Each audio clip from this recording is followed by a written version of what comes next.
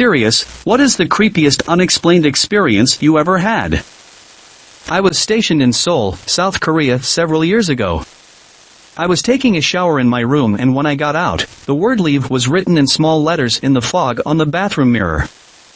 I didn't have a roommate because NCOs got their own private rooms. A little freaked out, so I decided to do exactly that, leave. I went off the post for some Korean barbecue and wondered about the city a bit.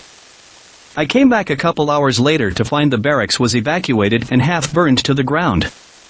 The fire was pinpointed to faulty electrical wiring that caught some insulation on fire inside the walls. Something knew it was going to happen, and to this day, whatever that something was, it didn't want me in the middle of it. I'd gladly thank whoever or whatever it is if they'd give me the chance, but it's been years and I still have no idea. Lived with a ghost for about 2 years. Moved in with my GF and her mom. They told me the house was haunted and told me about all these events that happened. I was young and basically thought they were just screwing with me.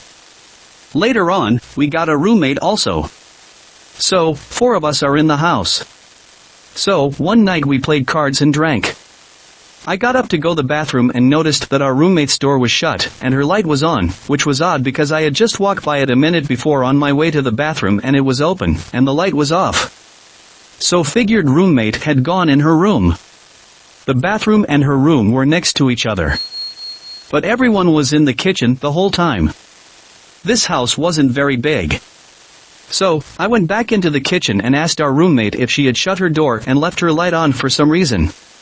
She said no, so we went back to her room to open the door. But it was locked. Or so I thought. After pushing on the door, I quickly realized it wasn't locked, but blocked. A large, probably 50-plus pound dresser had been dragged several feet across the bedroom, blocking the door. Basically, from one corner of the room to the door, or about 10 feet. Everyone was just in total disbelief as I forced open the door to an empty room with the light on. All the windows were locked from the inside. Everyone said they had been in the kitchen the whole time. About 30 seconds had passed between the time I first passed the open door and then came back to a closed door. And it was only a minute to talk to my roommate before we discovered that the door was blocked. Pretty much impossible for someone to break in, shut the door and move the chest. Also, I was the only male there. The 3 women that were there probably couldn't have moved the chest, as it would have been too heavy for them to move. I have thought about that night a lot and have no real answer to how that happened other than the explanation my GF and her mom gave me about the ghost. A lot of odd things happened at that house, but this was by far the most unexplainable one. There wasn't really anyone in the house that could have moved that dresser except me. Sure, the women could have moved it, but in the time it took me to pee? And without making any noise? No one came in through the windows. No one in the room. No one in the closet. Super creepy. When my son was about 2 or 3, he wouldn't go to sleep, so I let him in my bed. My husband was asleep, so I told my boy he had to look at his books quietly while I read mine. He was good for a bit, but then he started reading the book. Actually, reading the words out loud. Slowly. He couldn't read, and it was a new book we hadn't read to him yet. It wasn't memorization. I asked him how he knew what it said, and he replied, "My friend John is telling me." Scared me. My mother had told me about a strange dream. I was in a mansion, and the closer I got to the cellar, the deeper her sense of dread had become, something evil and dangerous just out of reach. I woke up feeling so strange, I almost called you to see if you were alright, but it was 4 a.m. We chuckled about her weird little psychic feelings and moved on. A few months later I was hiking with a friend, and we came up on an old, abandoned farm. It was cool and just a tiny bit creepy in that abandoned farm way, but on a nice sunny day it was mostly just cool. The farmhouse was huge and boarded up, and being the kind of folks we were, we broke in. Inside was a time capsule. Everything looked as though the inhabitants left suddenly sometime in the 60s. There was still an old tube of Colgate and prescription drug bottles in a bathroom, made, but dusty and somewhat rotten, beds in the rooms, magazines on side tables. As we worked our way back, the elements and animals had made more progress, the floors softer and walls more crumbly, until I got to the large service kitchen where the floor started to look actively dangerous, some boards flexing ominously underfoot. I tread very carefully. Still, I felt compelled to explore dishes and mouse-invaded food containers in the cupboards. An old junk drawer full of vintage crap. I turned to my friend to show him something and realized he wasn't there. When had we split up? What room was he in? I called his name, and then noticed one of the doors, open, stairs leading to the basement, like a black mouth. I said his name again and my voice seemed to echo back from that void. Cold, musty basement air felt like it was blowing at me, and I felt the creeping edge of uneasy fear, alone, no sound of friend, odd anxiety about those dark stairs. I turned back to the way I'd come in, calling a friend's name, and eventually found him in a side study, looking at old books. "We should go," he said, "I'm getting creeped out." "Me too." We made a careful exit and headed back. On returning to cell phone service, I had multiple missed calls from Mom. "Are you okay?" She asked. I had one of those mom moments. I just got really worried. "Everything okay?" "Sure," I told her. "We were coming back from a hike, and we'd found a cool old house." I started to describe it. "Oh wow." She spoke. And then she started to ask specific questions. Was there a red dining room with broken glass cabinets? A floral bedroom with a huge four-post bed? An old white enamel cook stove in the kitchen. She was describing the house, 2,500 miles away from her. "That's the mansion from that dream I told you about." "A sprawling old farmhouse?" "Yes." And then she started crying. "Oh geez, I'm sorry this is so crazy. I saw that house." "Oh, you can't ever go back there." "I'm feeling that dread again. That cellar. There's something awful in that cellar. Please promise me you're okay." She was nearly hysterical, describing that cellar door I'd seen, the stairs leading to blackness, the rotten floor of the kitchen. I had to promise her we wouldn't go exploring there again, which was easy.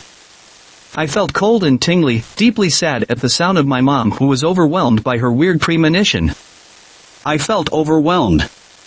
I'm a diehard skeptic, but she described the abandoned house I was just in a part of the country she'd never been to. My friend was thoroughly unnerved too. That's what was creeping me out. I was starting to hear noises from down there.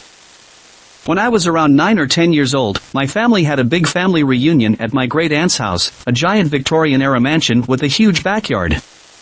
I remember there was nobody there my age, and all the adults became eventually drunk, so I wandered around the house and quickly found the upstairs library that I thought was neat because it also had a back hallway with a tiny bedroom and full bathroom, probably the nanny's quarters back in the day. I remember I was sitting on the library rug, I think playing with a black and gold check printing machine, when a kid in the hallway suddenly said, "You're not supposed to play with guns, Bill." I wasn't playing with guns, and my name wasn't Bill. But I thought, cool, another kid my age. I looked back and didn't see anything, then I hopped up and went around the door, but he was gone. I went down the stairs and found my mom and asked if she had seen a kid my age. No. I looked all around and there was nobody there my age. Then when I was a late teenager, my mother told me that her father, Bill, who had died before I was born, had killed his friend with a gun accidentally when he was 13, in that house. Nobody ever talked about it in the family. Fast forward 40 years later, I was now driving my great-aunt, Bill's sister, who had stayed in that house until she was 90, back to her assisted living apartment, age 105 now. I asked where Bill had shot that kid and she said in the upstairs library. 2008, I was 18, and my brother, Chris, was 16. I also have a brother, James, who was 5 at the time. We had just moved into an older house that used to be 3 apartments. We just about finished unpacking and we designated rooms. James's room was directly above the living room with the staircase. James went up to discover his new room, and Chris and I took a short walk around the neighborhood. We got back and sat in the living room, just talking. My mom says she's going to get pizza for dinner, and leaves. She took a fairly long time, which is normal for her. I think she really enjoys the small break she gets when she can leave the house without James, and I never object to babysitting. Besides, James is plenty occupied with his new room. Chris and I are just talking in the living room. James is super excited about his new bedroom. We hear him running and stomping around upstairs, opening and closing doors. Sometimes he slams the doors pretty hard, but whatever, he's a kid. I assumed he fell asleep since the noise stopped eventually. I hear my mom's car pull up. I got up to meet her in the kitchen. My mom comes in, carrying soda. James follows directly behind her, carrying the food, yelling, "Pizza time!" She took him with her to get dinner, confirmed by my mom. Chris and I just looked at each other, taking too long to comprehend what was happening. I lived in that house for 4 years, and that was the only time something really freaked me out. Stopped for the night at a motel in the middle of Pennsylvania, but was too tired initially to care about how shady the place feels. It was still a chain hotel, but you had to drive along a long, unlit road to get to the entrance. I'm in the bathroom hand washing a shirt and felt a coldness up my back. I ignored it at first, but then felt weird and was creeped out by then. I bounced out of the bathroom to calm down. I finally see it. Blood on the wall. Wasn't much, but it was there, dried. My BF had the idea to push a chair up against the doorknob, so we'd sleep knowing we'd be a bit safer. It must have been 3 or 4 a.m. when we woke someone trying to open our door. It wasn't even like a drunk person stumbling around looking for his room. It was a quieter, stealthy, attempted break-in. Whoever it was tried and couldn't get in and left us alone. There wasn't much sleeping the rest of the night. Maybe this is just creepy to me, but when I was 17 I was really religious and wanted to become a nun. I was going to join a convent in January, and I graduated in May, so instead of getting a short-term job I just volunteered and watched people's kids. Every Monday I would go to a food pantry and take the bus there from the same stop, but since it was only 4 miles away I would occasionally walk if the weather was nice. I was walking home one Monday, and I walked past the bus stop that I would usually get off at if I were to take the bus. There was a car there waiting, and as soon as I passed it the man in the car rolled down his window, pulled up to me and said, "Hey, I know you." Let me give you right, he was literally the most regular white baby boomer looking guy ever, so I thought it was possible I knew him because I met a lot of people in the church and that's the only reason I really engaged him. I told him I didn't need a ride since I was close to my house. He kept insisting I get in his car so he can take me home / take me to lunch / take me to his place. And he said, "Yeah, I know you, you're going to go join a convent in January." I was weirded out by this because that was true, but I was growing more certain I didn't know him. So, I asked him where we met and he said, "I met you in the grocery store, you were buying food for your daddy." I immediately started walking away and called my mom because I don't have a dad. He got really angry and drove away really fast. I never saw him again. I vaguely remember meeting a creep at the grocery store who was looking at me strangely, but I would have never shared personal information with him, and I don't know people at the store that I would have shared it with in front of strangers. The experience made me paranoid. He clearly had been watching me, and I never noticed. He knew where I was going to be, and he waited for me, and he gathered personal information about me without me even slightly recognizing him. He was so desperately insistent upon getting me in his car as quickly as possible. I have no idea who he was, what he wanted from me, or if he's still out there. He honestly could come to my job every day, and I have no idea if I would recognize him. I was driving down a dark back road with zero light aside from my headlights when I was 16. I was with my best friend, and we were joking and being teenagers when he said to me to look out for this box that was in the road. What I saw was a box slowly inching across the road. Now, this was a night with no wind in the PNW. There was clearly something in the box. I approached slowly, thinking maybe a raccoon or cat was stuck under the box and needed help. As I'm pulling alongside it, my friend starts getting a little freaked out. I look at him, the car is stopped now, and I'm like, "Chill dude, we can free it," and he starts begging me to drive. I look over and I see that it's not a box at all. It's just a piece of cardboard, stood up on end, just inching towards our car slowly. We were right next to it, so there were no strings pulling it, and there was no wind, so it couldn't be that. It took a second to register that what I was seeing wasn't normal, and once it did I drove so fast out of there. To this day, I have no clue what that was. Me and some of my friends went to explore an abandoned mall, and in the distance we could faintly hear the sound of children laughing and playing. It was spooky as hell, like a corny horror movie.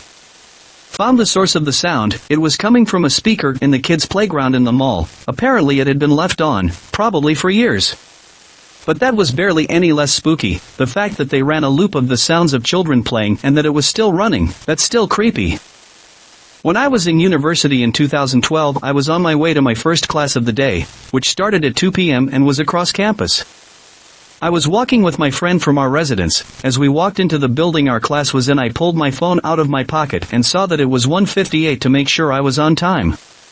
About a minute later, right before we got to our class, I felt super dizzy and lightheaded, which was strange because it came so suddenly. We were at the classroom door. I had been walking at a normal pace, had eaten enough that day, and had been feeling fine. Everything was fuzzy and I had to sit down.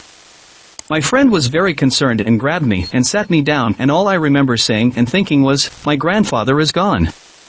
My friend was super confused, but I just knew. Sure enough, he died that day at 2 p.m. I knew he was sick but did not know he was going to die that day. I don't have any explanation as to how I knew that he died or how I felt his death. I can't even describe the feeling, but at the time no one would have been able to convince me otherwise that what I felt was his death. I didn't tell anyone in my family until months later. But we have someone in our family who identifies herself as a spiritual medium. And the day of his funeral she came up to me and said something about me feeling his death. I don't remember exactly what. But it creeped me out even more. She wouldn't have known. Believe what you want to believe or that this is coincidence, but it still creeps me out to this day. There was this abandoned school-turned-World War I military hospital near my house that my friend and I liked to break into. One day we were rooting around the third floor and we found an empty envelope on the floor of a closet. It was old, and the address was written in script. It only had a name on it. That name was the exact same name as my friend, whose name is rather uncommon. We booked it out of there real fast. Edit, my friend is a lady, and like many families, they do not make legacy names for ladies. There was no one else in her family by her name. Half of her family grew up in another state, the other half in another country. The envelope was empty, we checked, and we couldn't find a letter to go with it. I'd been waiting for this question. Typing on mobile, sorry if it looks messed up. My freshman year of college I was living on the 4th floor of my dorms. It was winter time, and there was snow on the ground. It was probably around 3 or 4 in the morning and my roommate and I had both randomly woken up, but we weren't talking, as we both thought the other was asleep. Then we both heard very clear, loud knocking on our window. For loud knocks that you could just tell were on glass. We both said, "Did you hear that?" and were kind of spooked. 15 minutes went by, nothing happened. I was starting to fall back asleep and there it was again, 4 loud knocks. At this point I was shaking because in my mind, someone had somehow climbed up to our window and was trying to scare us. So, I got up and pulled our blinds back to look for someone. No one was there. No footprints on the snow on the ground, nothing. So, I got back in bed. Another 5 minutes or so and we heard the knocking again, but it was coming from what sounded like the neighbor's window. Sure enough we heard our neighbors say, "Dude, what was that?" and shuffle around a little. Then like 2 minutes later, it sounded like every single window on our floor was being knocked on for about 7 seconds straight, just absolutely insane. People started screaming and we could hear people opening their doors and running across the halls into their friends' rooms because they were terrified. It kept happening for probably 2 more hours, but only at specific windows, like every 15 to 30 minutes. Every time I was about to fall asleep, it happened again. I even texted my boyfriend, who lived on the first floor, to ask him if he also heard this, which he didn't. That was a very long night. No one ever found out what that was, as far as I know. When I was 9, I woke up in the middle of the night positive that my Aunt Hope had died. The feeling was so real that it scared the daylights out of me, and I ran to my parents' room crying. I told them what happened, and they kept saying it's just a bad dream, everything's okay, Aunt Hope is fine, but I couldn't calm down. After some 10 to 15 minutes of this, the phone rang. My dad got up and went to answer it. It was my uncle calling to tell us Hope had just died. It was like 2 a.m. I took my clothes off and went to sleep. A minute later something hit me on my head.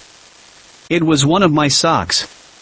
When I take them off I throw them in a corner of my room, so someone throws them back at me.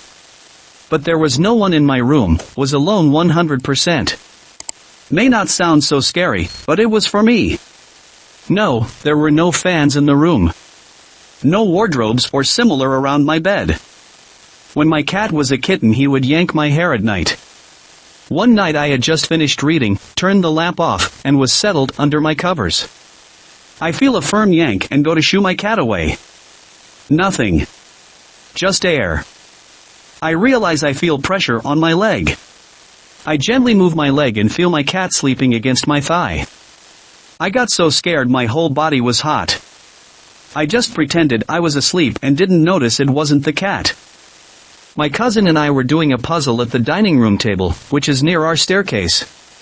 In the middle of the puzzle, a piece suddenly fell into my lap, which was strange because my legs were completely under the table, so it had to have come from underneath the table. We tried to shrug that off, but then when we were almost done we couldn't find the last piece. Suddenly it came down the stairs. We have absolutely no explanation for how that happened. Nobody had gone upstairs at the time we were doing the puzzle. To this day we feel strange about deer because it was a deer puzzle. One night I woke up to see my ex crouching in the closet. The closet was open and in full view of the bed. Of course, I asked him what the hell he was doing in the closet. He just kept smiling like crazy and talking really sweetly to me, saying it was fun and I should come in too. I kept telling him no, he needed to just come back to bed. And then, after a few minutes, my ex walked into the bedroom from the bathroom, asking who I was taking to.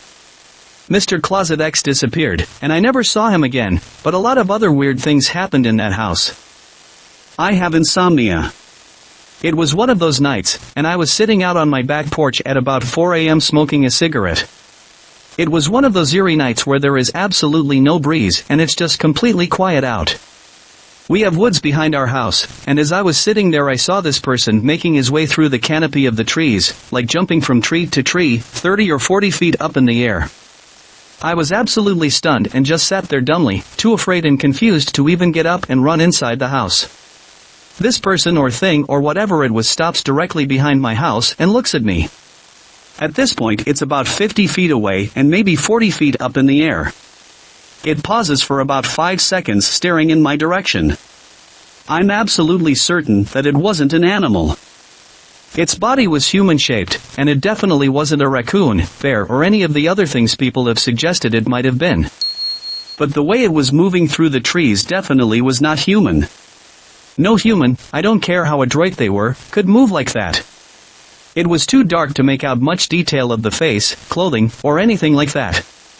After about 5 seconds of looking at me, it turns away and takes off the same way it had been going before, just leaping from tree to tree at a fast pace. Within a few more seconds it was out of sight.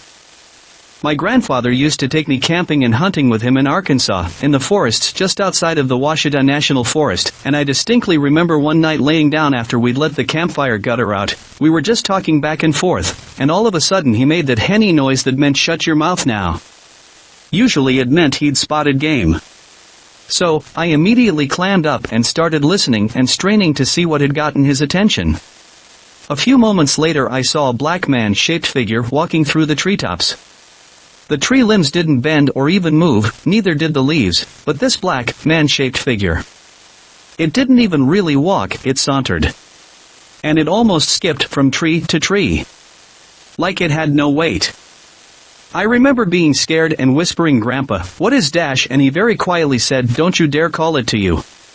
So, I shut up and watched it, while it almost frolicked back and forth through the treetops. There is no way those tree limbs could have supported the weight of something that tall without bending or even creaking. I asked my grandfather about it the next day, and he said I'd been hunting and sleeping in these hills for most of my life, and I've seen that thing since I was a kid. Most people round here have. Never heard of no one ever talking to it. But I've known plenty who came out here and never got home. I have no clue what that thing was, and you are the first person I've ever heard who actually saw it too. I'm from Arkansas, North Central, and when I was a kid I went camping with my grandfather. I was about 12 years old and got up in the middle of the night to use the bathroom. Unzipped my tent and saw what I thought was a monkey. It was large and black, and it swung from one tree to the next. I told my grandfather, and he teased me about it for years. Well, about 10 years ago I moved to northeastern Arkansas. I got up early one morning and opened my front door to let the dog out and smoke a cigarette. The dog took 2 steps out onto the porch, then tucked its tail and ran back inside, and there it was again for a split second. I saw the same thing in the woods outside my house. I slammed the door and took up the habit of smoking indoors for a while. I'm not a nuttier, I drink occasionally but only socially, I don't do drugs, I wasn't half asleep. I saw what appeared to be a large ape not once but twice while living in Arkansas. Edit, I was not half asleep and hallucinating the second time I saw it. It was early morning, but the sun was out. My mother was sitting on the couch 5 feet away, and when the dog ran inside and I slammed the door, she asked me what was that my problem was. When I told her there was a monkey outside, she too teased me mercilessly. I went camping with 2 friends a few years ago. We went pretty far away from civilization. The nearest town had a population of 30 people and was an hour away from the lake we were at. It was cool. I usually try to get away while camping, but this was the most extreme to date and you could feel it. During the first night the 3 of us were sleeping in the tent when I woke up to the noise of something brushing against the tent. The tent was around 5 foot tall at its peak and whatever was in our sight was brushing against it near the top. I have never in my life been filled with such true fear. I've camped a lot and have run-ins with bears and other animals and have been scared before, but this feeling was different. There was something extra unnerving about this. I stayed laying there completely still with my heart beating out of my chest as whatever this was kept methodically brushing against the tent. It wasn't making much other noise other than going back and forth in the tent. I put my finger up to my face and made the no sound gesture before slowly poking my friend, who was sleeping facing me, awake. He heard the noise immediately and his face dropped. He was wide awake looking at me as we just stared at each other wide-eyed. He spent a lot of time growing up on a reserve and the accompanying mostly untouched land in coastal BC, but later explained never experiencing anything like it. So, we laid there for a minute wide awake, practically shaking with fear, and then next thing we knew we both woke up in the morning. We woke up at the same time and immediately started asking what the hell that was last night and what happened. We both felt so awake at the time and were having trouble understanding how we just fell asleep. We explained it to our other friend as he awoke to us frantically recapping the evening. When we left the tent and went back to the site, everything looked normal. There was a half-full box of Ritz crackers that we left out, our bad, untouched. The one thing that looked different is we had left a stack of red plastic cups out of the table, and they were all melted on one side to the point where we couldn't pull them out because they had a new indented mold. It blew our minds. We spent the whole day trying to figure out possibly how that could have occurred. It makes no sense. One of my friends fell very ill as the day went on. We decided to leave that site after that the next night and camped the other 2 nights of our planned trip at a more populated site closer to home as we were all very uneasy about what had transpired. I'm not even sure what happened. All I know is that that is the creepiest feeling I've ever felt. Whenever myself and the friend who I woke up to get together, the conversation ends up on that night always with the quote, "What the hell happened that night?" Living in a small sleepy area in the middle of a forest, I've had many unexplained odd experiences here. So, for some added context, I live in the middle of a forest like I mentioned, but actually along the side of a small mountain. Unless you're on the horse trails, which are at the top of the mountain, not near me, the woods are almost impossible to navigate as the hills are extremely steep and full of thorn bushes. We hear our dogs going nuts in the backyard, so my mom goes and checks, and a young man has hopped our backyard fence and is jogging through the middle of our yard not wearing a shirt and I think shoeless too. The house directly behind ours had a bad fire. The family left all their belongings, besides the essentials, there and never came back afterwards. This man ran from that direction. I later went and checked. There were no signs of entry in the house and the police had boarded the front door up. So, this stranger, standing in my backyard, asks my mom where church is and asks if he can cut through the house. My mom, kind of in shock, lets him and he goes to the front door casually and asks my mom for directions. She tells him and this man nods at her and starts jogging back in the woods, in the vague direction of the church, which was about 2 miles away. But here's where it gets odder. A week or so later, I see in the newspaper that this young man was seen on the side of the road, about 25 miles away from our house, outside his car, shirtless and shoeless, and seemed very dazed and confused, staring up at the sky. When someone pulled over to help him, the man immediately ran straight into the woods.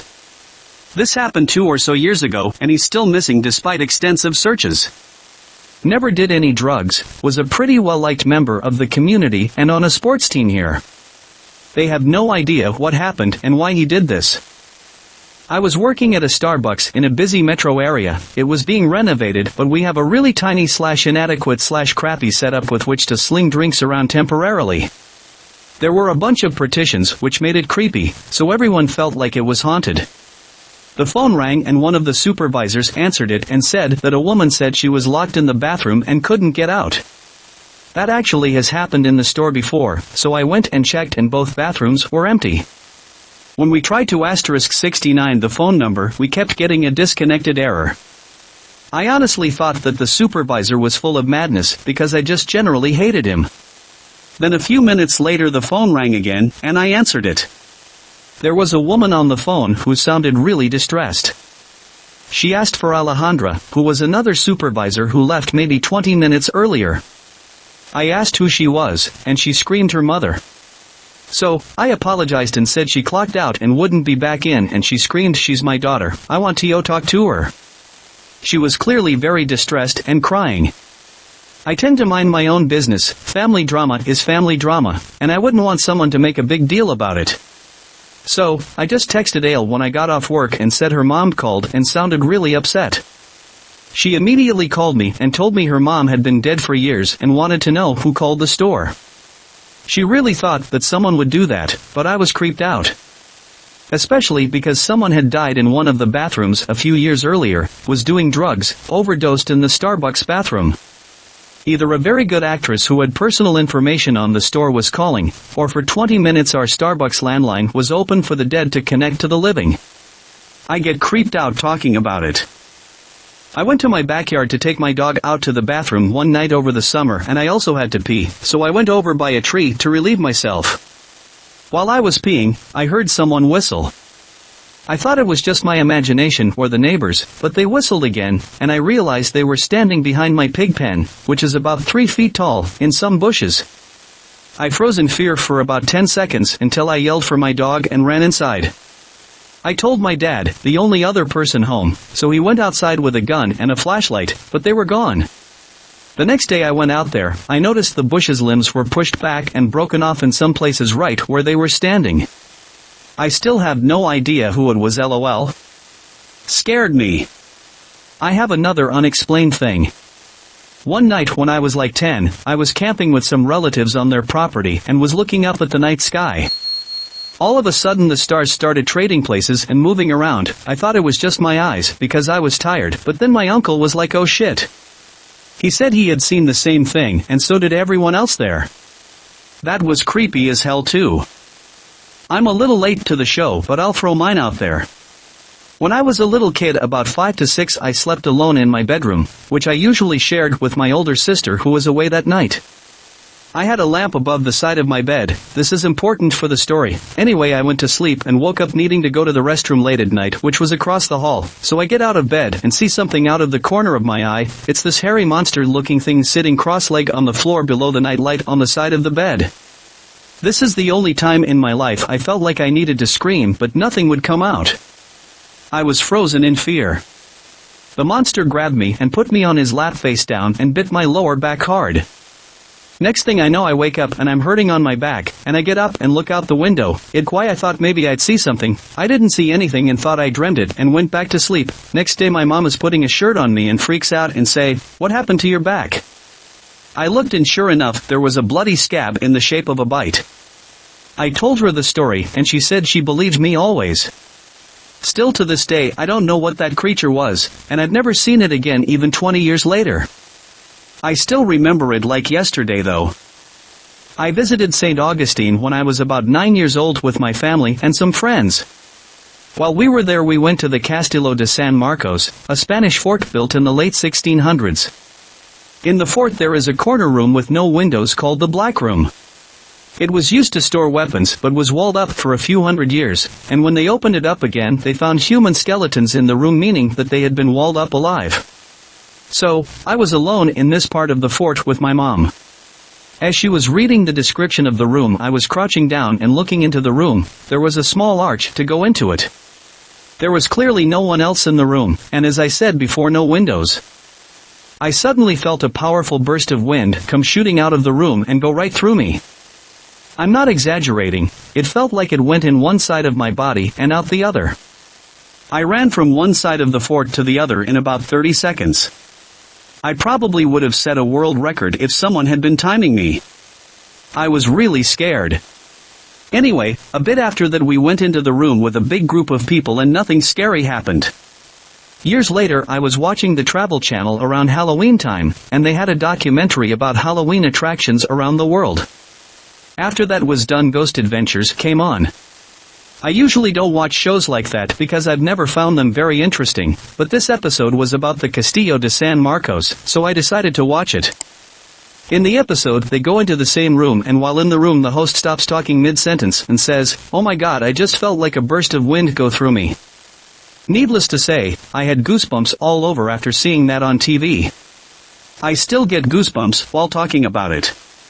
I get it if you don't believe me, because I probably wouldn't believe it if it hadn't happened to me. But that was the creepiest thing that has happened to me that I can't explain. I was leaving out of town for the week, and I was doing some last-minute packing the night before. My brother was going to stop by to pick up the key for the house. Well, you know how you know all of the sounds to your house? It sounded just like someone coming into my house. I thought it must be my brother. Went to check and nobody's there. Also, there were a couple of kitchen drawers open and the door leading from my kitchen to the garage was wide open. Went to visit the Myrtles plantation in St. Francisville, Louisiana with my family and some family friends. We were going down there to go to the Angola rodeo, and we all decided to take a tour of the plantation the day before the rodeo. Our group included 6 adults and 7 kids, 3 10-year-olds, an 8-year-old, 2 6-year-olds, and me, 14 at the time. The moment we arrived on the plantation, it felt like a haze started to hang on me. My mom told me later I seemed out of it.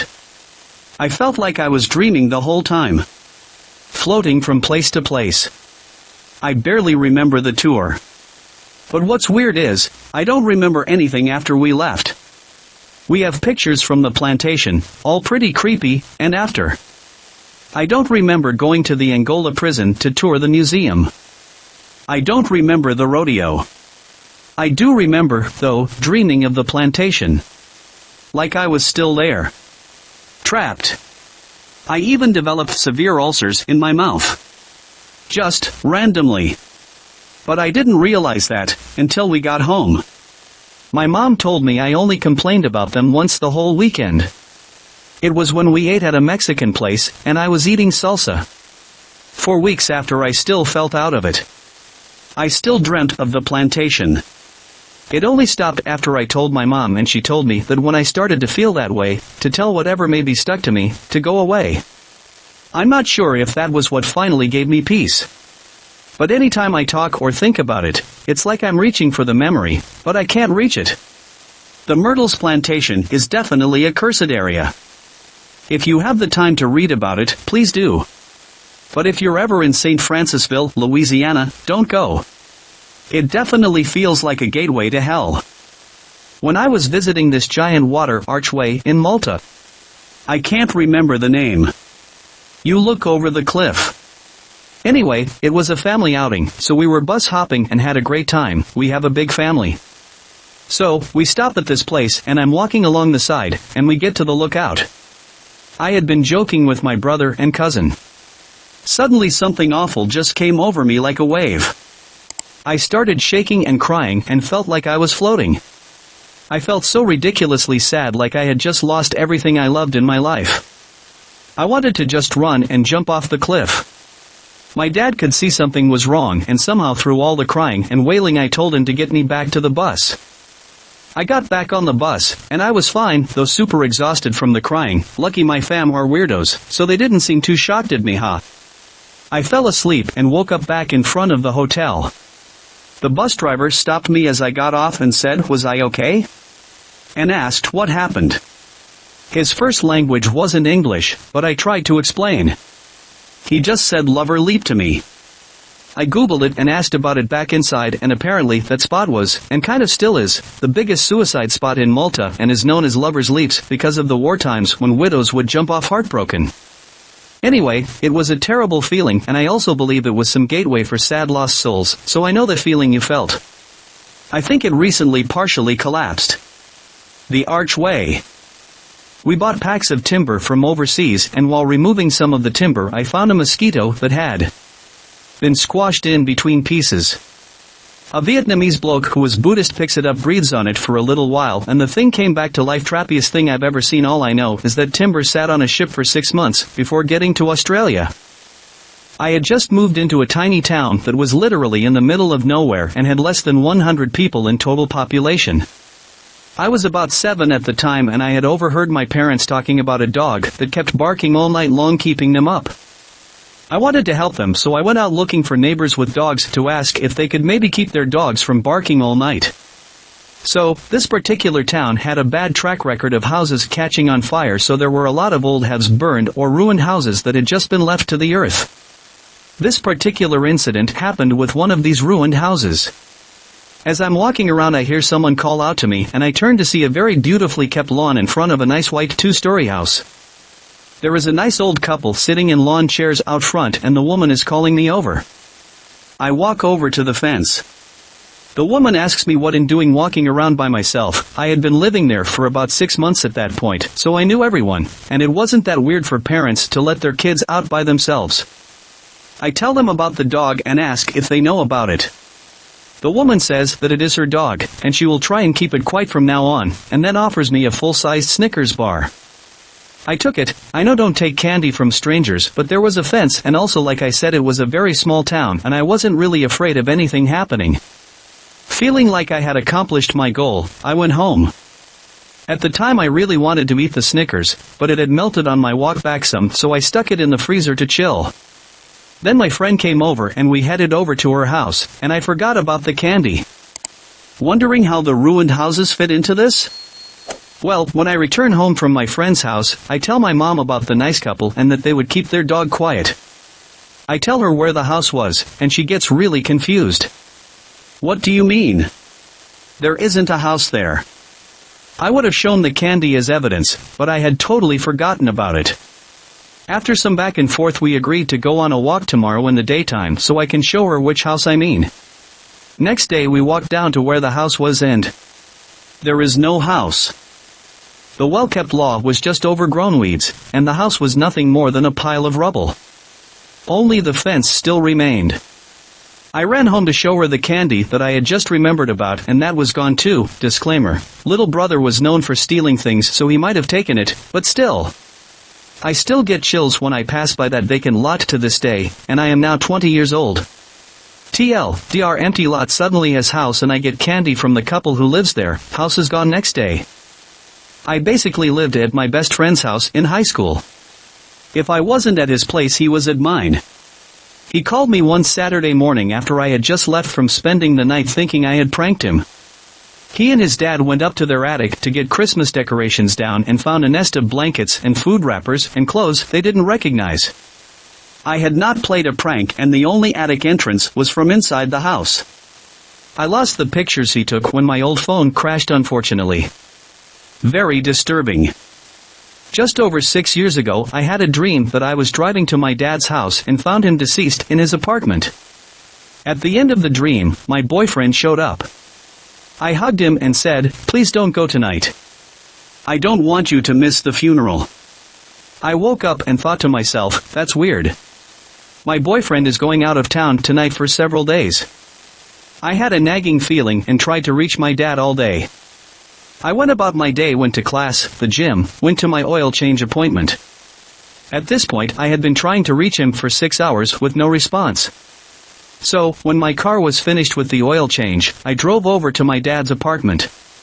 I found him deceased in his living room. My dream played out exactly. When Grandma died, she didn't want to die. And I felt it. I will explain. You'll understand. She died in a surgery that had 99.9% chances to succeed. She refused the surgery first, but trusted the doctors. That happened a few years ago. I kept dreaming of her the following years, but like, real talk, not just flashed. I asked her how she feels, how it is to be dead. And I apologized. I told her I miss her so much. She was sad and crying, but she said she had no choice, but it is okay now. She said she is just sorry she left Grandpa alone. She said she can't describe me anything death-related because she is not allowed. Everything she said happened. Like my surgery and close-to-death experience. I had flashes of her where I wanted to go with her because it felt warm and nice. But she pushed me away in the darkness, telling me it's not my time. I woke up remembering everything. When I told my parents about this, they froze. Because they told me I had some complications in the surgery, and I was resurrected. Everyone told me it's my memory of her. However, I couldn't dream of her when I wanted to. It was just before important events that I didn't know would happen before. Last year, a few days before her death anniversary, she appeared in my dreams telling me she can't come here anymore and that we need to take care of ourselves from now on. I have never ever dreamed about her ever since. And I tried so hard. Nothing. Nothing.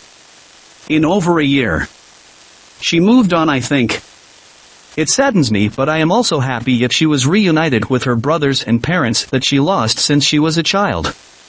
I still miss her a lot. I know no one would read such a long text, but I just wanted to share this since I never talked about this. People don't care or don't believe. I was also not a believer. Until this happened. Around 1.5 years ago, my current partner and I decided to check out a new bar for a Thirsty Thursday happy hour. We were chatting away normally at a booth in the back when out of nowhere, I heard my name being called from somewhere else in the bar. It didn't seem like it was being shouted, or even like it was being said all that loudly, it just sounded very clear and very direct. And the voice saying it was so distinct that I recognized it immediately as belonging to an old boyfriend of mine. This was a person who I had loved as a friend for many years, and I knew his voice well. Our time as a couple, however, was fairly short. He was a great person with a very large heart, but he had some very serious troubles and a tendency to self-destruct.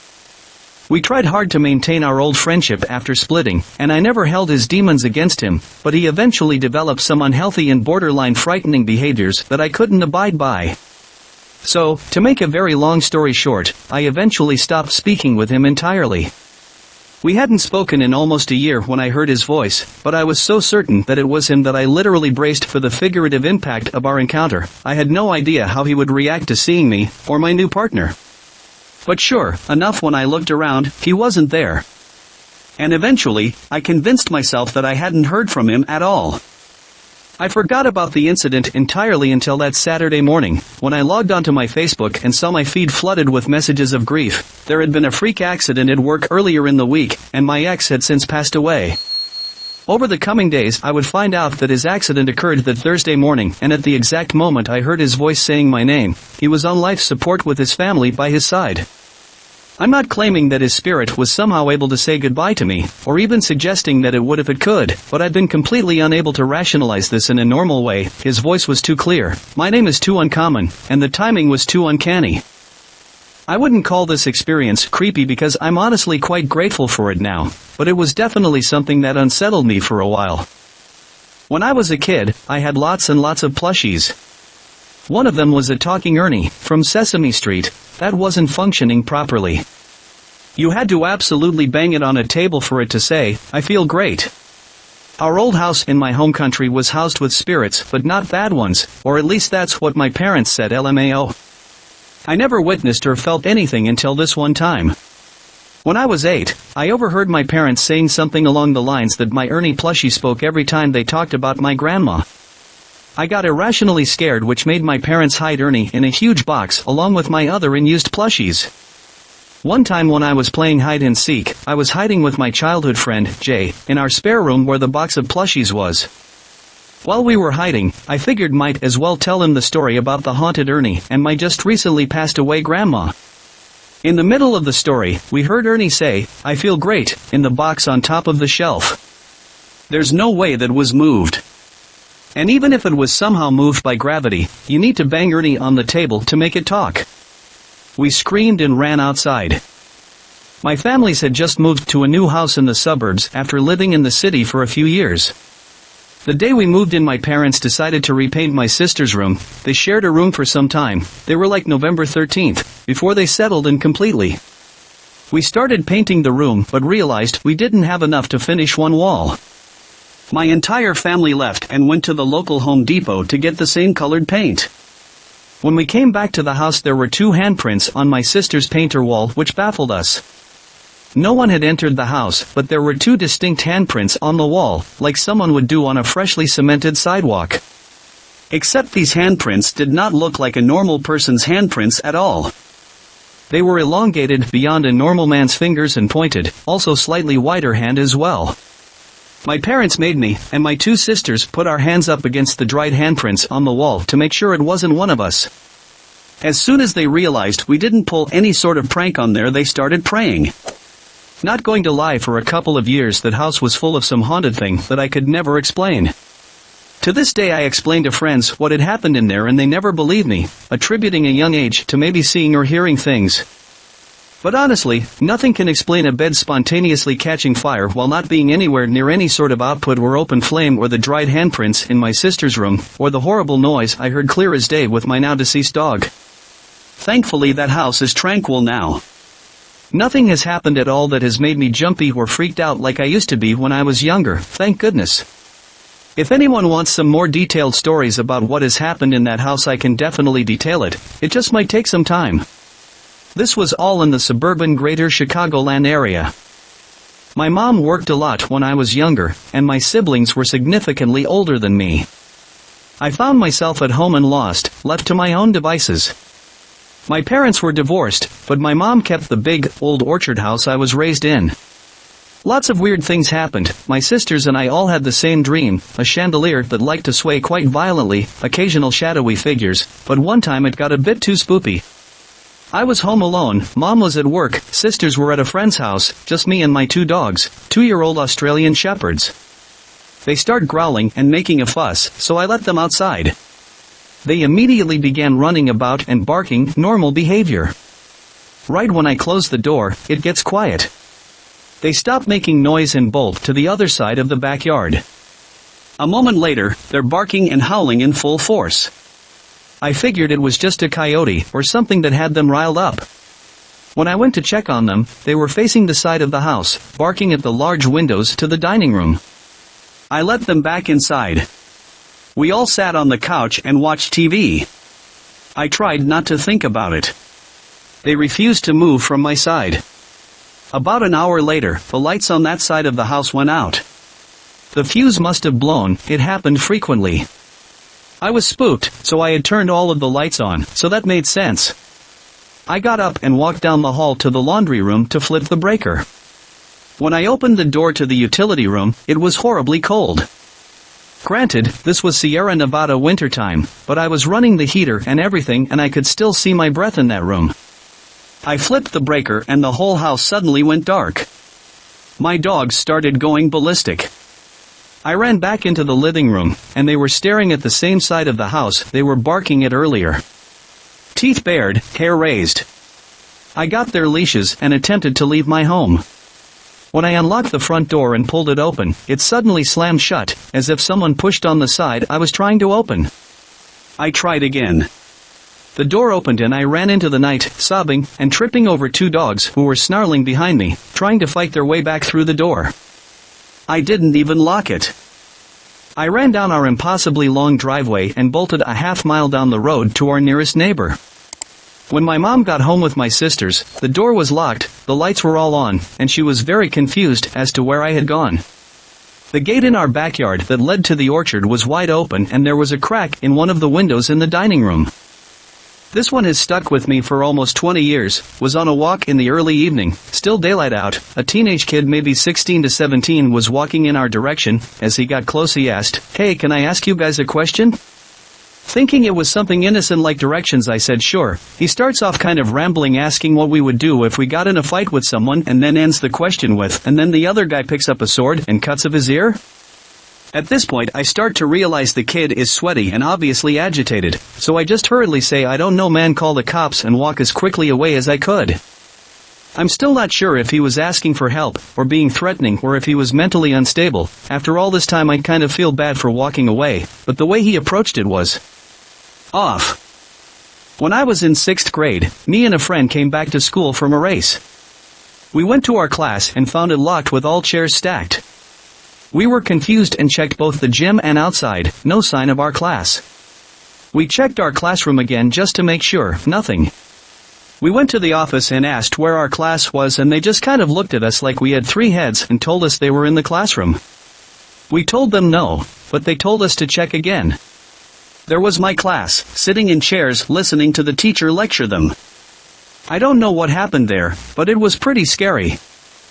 The night my dad got into a very serious motorcycle accident, I had just laid down to go to sleep, and while I was laying on my side I felt breathing on my ear and heard something whisper very urgently, "Is something wrong?" I thought it was my mom, so I just sort of turned my eye to see who was whispering, but all I saw was my hair moving like someone was breathing in it. I sleep with the blanket over my ears now. Had a major disagreement bordering on abuse with my dad while on a family vacation, and asked him to return to his house in his car, and we would return to our house in a different state in our car. While my husband and kids and I were getting organized in our car, my phone rang. It was Dad. I answered. Nobody there. It happened again, then again. My dad was on the other side of the parking lot getting organized himself. I got out of our car and walked over to his car to ask him what he wanted. He had no idea what I was talking about. His phone, at that point an old-timey flip phone, was under the passenger seat of his car. When we finally found it and looked at the recent calls, there were none for my number. My dad wasn't that technologically advanced. The likelihood of him clearing calls then ditching the phone was way more than he likely would have been able to do. My only explanation was that it was some sort of divine intervention from someone looking out for us. We were able to talk some things out at that point, and he apologized. If that hadn't happened, that likely would have been the end of our relationship. As I type this, I am on the way to his memorial service. R.I.P., Dad, and thanks to whoever provided the divine intervention. So, I have a big family, and with me being the youngest, I didn't have my own room. So, I usually sleep in my parents' bed between them or in my sister's bed beside her. I'm about 5 and my sister is 9 years old here. One evening I'm sitting on our parents' bed, about to sleep, but I'm watching some show on the TV before sleeping. The door is open and in the next room, the living room, is my sister and her friend. They're watching TV as well. All of a sudden, the light above me breaks and it explodes and sparkles. Since I'm so young, I get really scared and start to scream. My sister runs to me to check what happened, and when entering the room, she screams as well. Our parents came and I guess I told them about the light? I don't remember, sorry, and we went on like usual. A few years back, maybe 2 to 3 years ago, I'm 21 and she's 25 now, she asked if I remembered that day, and I did. She then told me that the reason she screamed was different from mine. Apparently she saw a black figure/shadow of a man standing next to the bed, watching me. And then it disappeared when all the family members started to go to the bedroom to see if everything was fine. Another story involving my sister. Everyone's in the living room watching TV, except her. She's on her way to us. When she's walking in the hallway and is about to pass our brother's bedroom, a pencil shot out from the room, flies past her, but almost hits her, and hits the wall. No one was in the room since everyone else was watching TV. She can't explain how it happened. I guess these are the creepiest experiences that we can't explain. There's another one, but it can be explained by technology not working properly. Got two, one sort of nice and one weird. Weird first. Having a smoke, quit now, while standing on my parents' back lawn late at night. It was dark but clear night, and I was just looking up at the stars.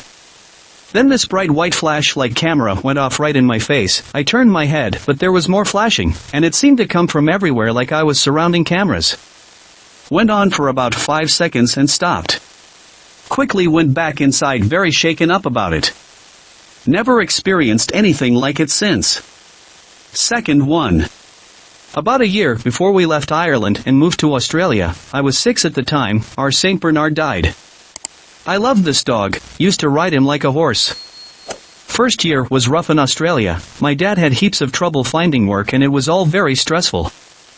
I wasn't particularly happy, and then one day I'm sitting playing in our sand pit of a backyard and I hear heavy breathing and turn around and it's a Saint Bernard dog who looks almost identical to my long dead good boy. Our carport didn't have a door yet and he just strolled up into our garden when he saw me. Spent the day playing with this massive dog in the garden and my parents even gave him some dinner. They were very weirded out by it. Then he wandered off while we were having dinner and we never saw him again. Still got photos of the dog from Ireland and the dog in Australia that showed up one strange afternoon that I show people when they don't believe the story. They look almost identical, it's quite creepy. I used to get sleep paralysis every day in my first year of college. Only happened in my dorm room. Every time was different, sometimes it was just a dark cloud or entity sitting on my chest so I couldn't breathe but it just felt like pure evil. I don't have any other way to describe it. Another time, the entity was a little girl. Again, she sat on my chest and was touching my eyes and my face while screaming in my ear. I could see and feel and hear everything. It was definitely the most terrifying stage of my life. I don't nap anymore. Sleep paralysis is semi-explained, but I never got a great explanation from a doctor. Still get it maybe once a year. My mother and I were watching TV in the living room. Dad and my siblings had all gone to bed. We had a big family barbecue that day and everyone was hit pretty hard by the sun, so they were all tired as hell. Mom and I were night owls though, so we were up watching late night cartoons.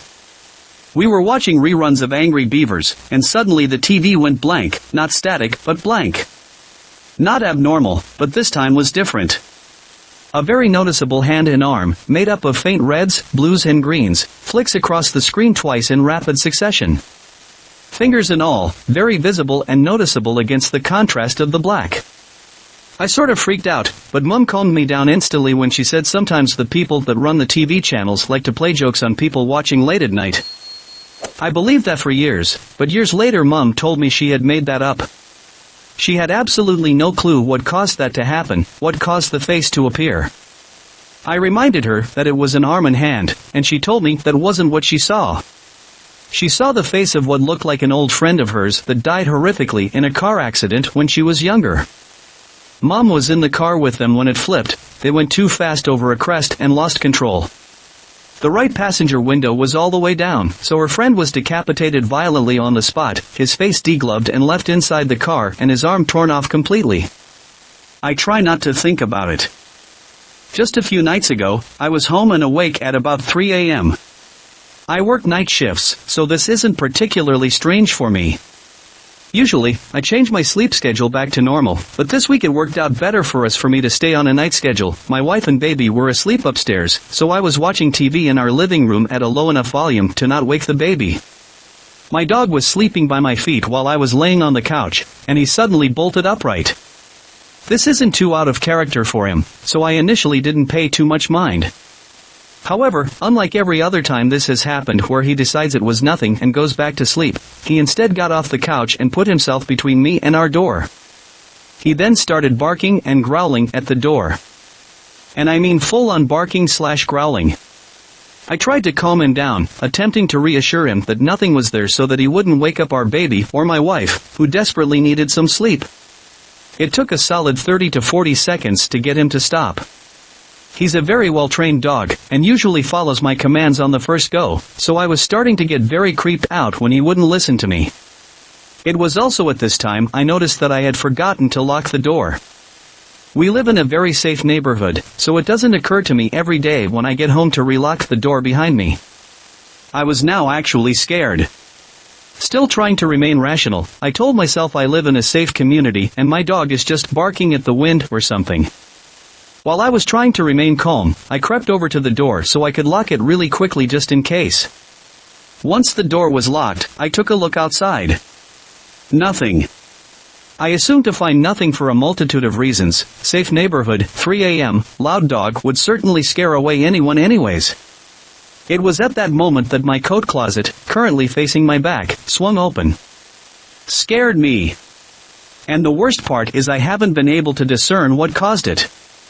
I can tell that a lawn chair we had in there seems to have fallen over and pushed the door open, but I have no clue what caused the lawn chair to fall. Looking back, it's probably not really that creepy, but at the moment, I thought I was a goner. When I was little, my family went to Bodie, CA, a ghost town.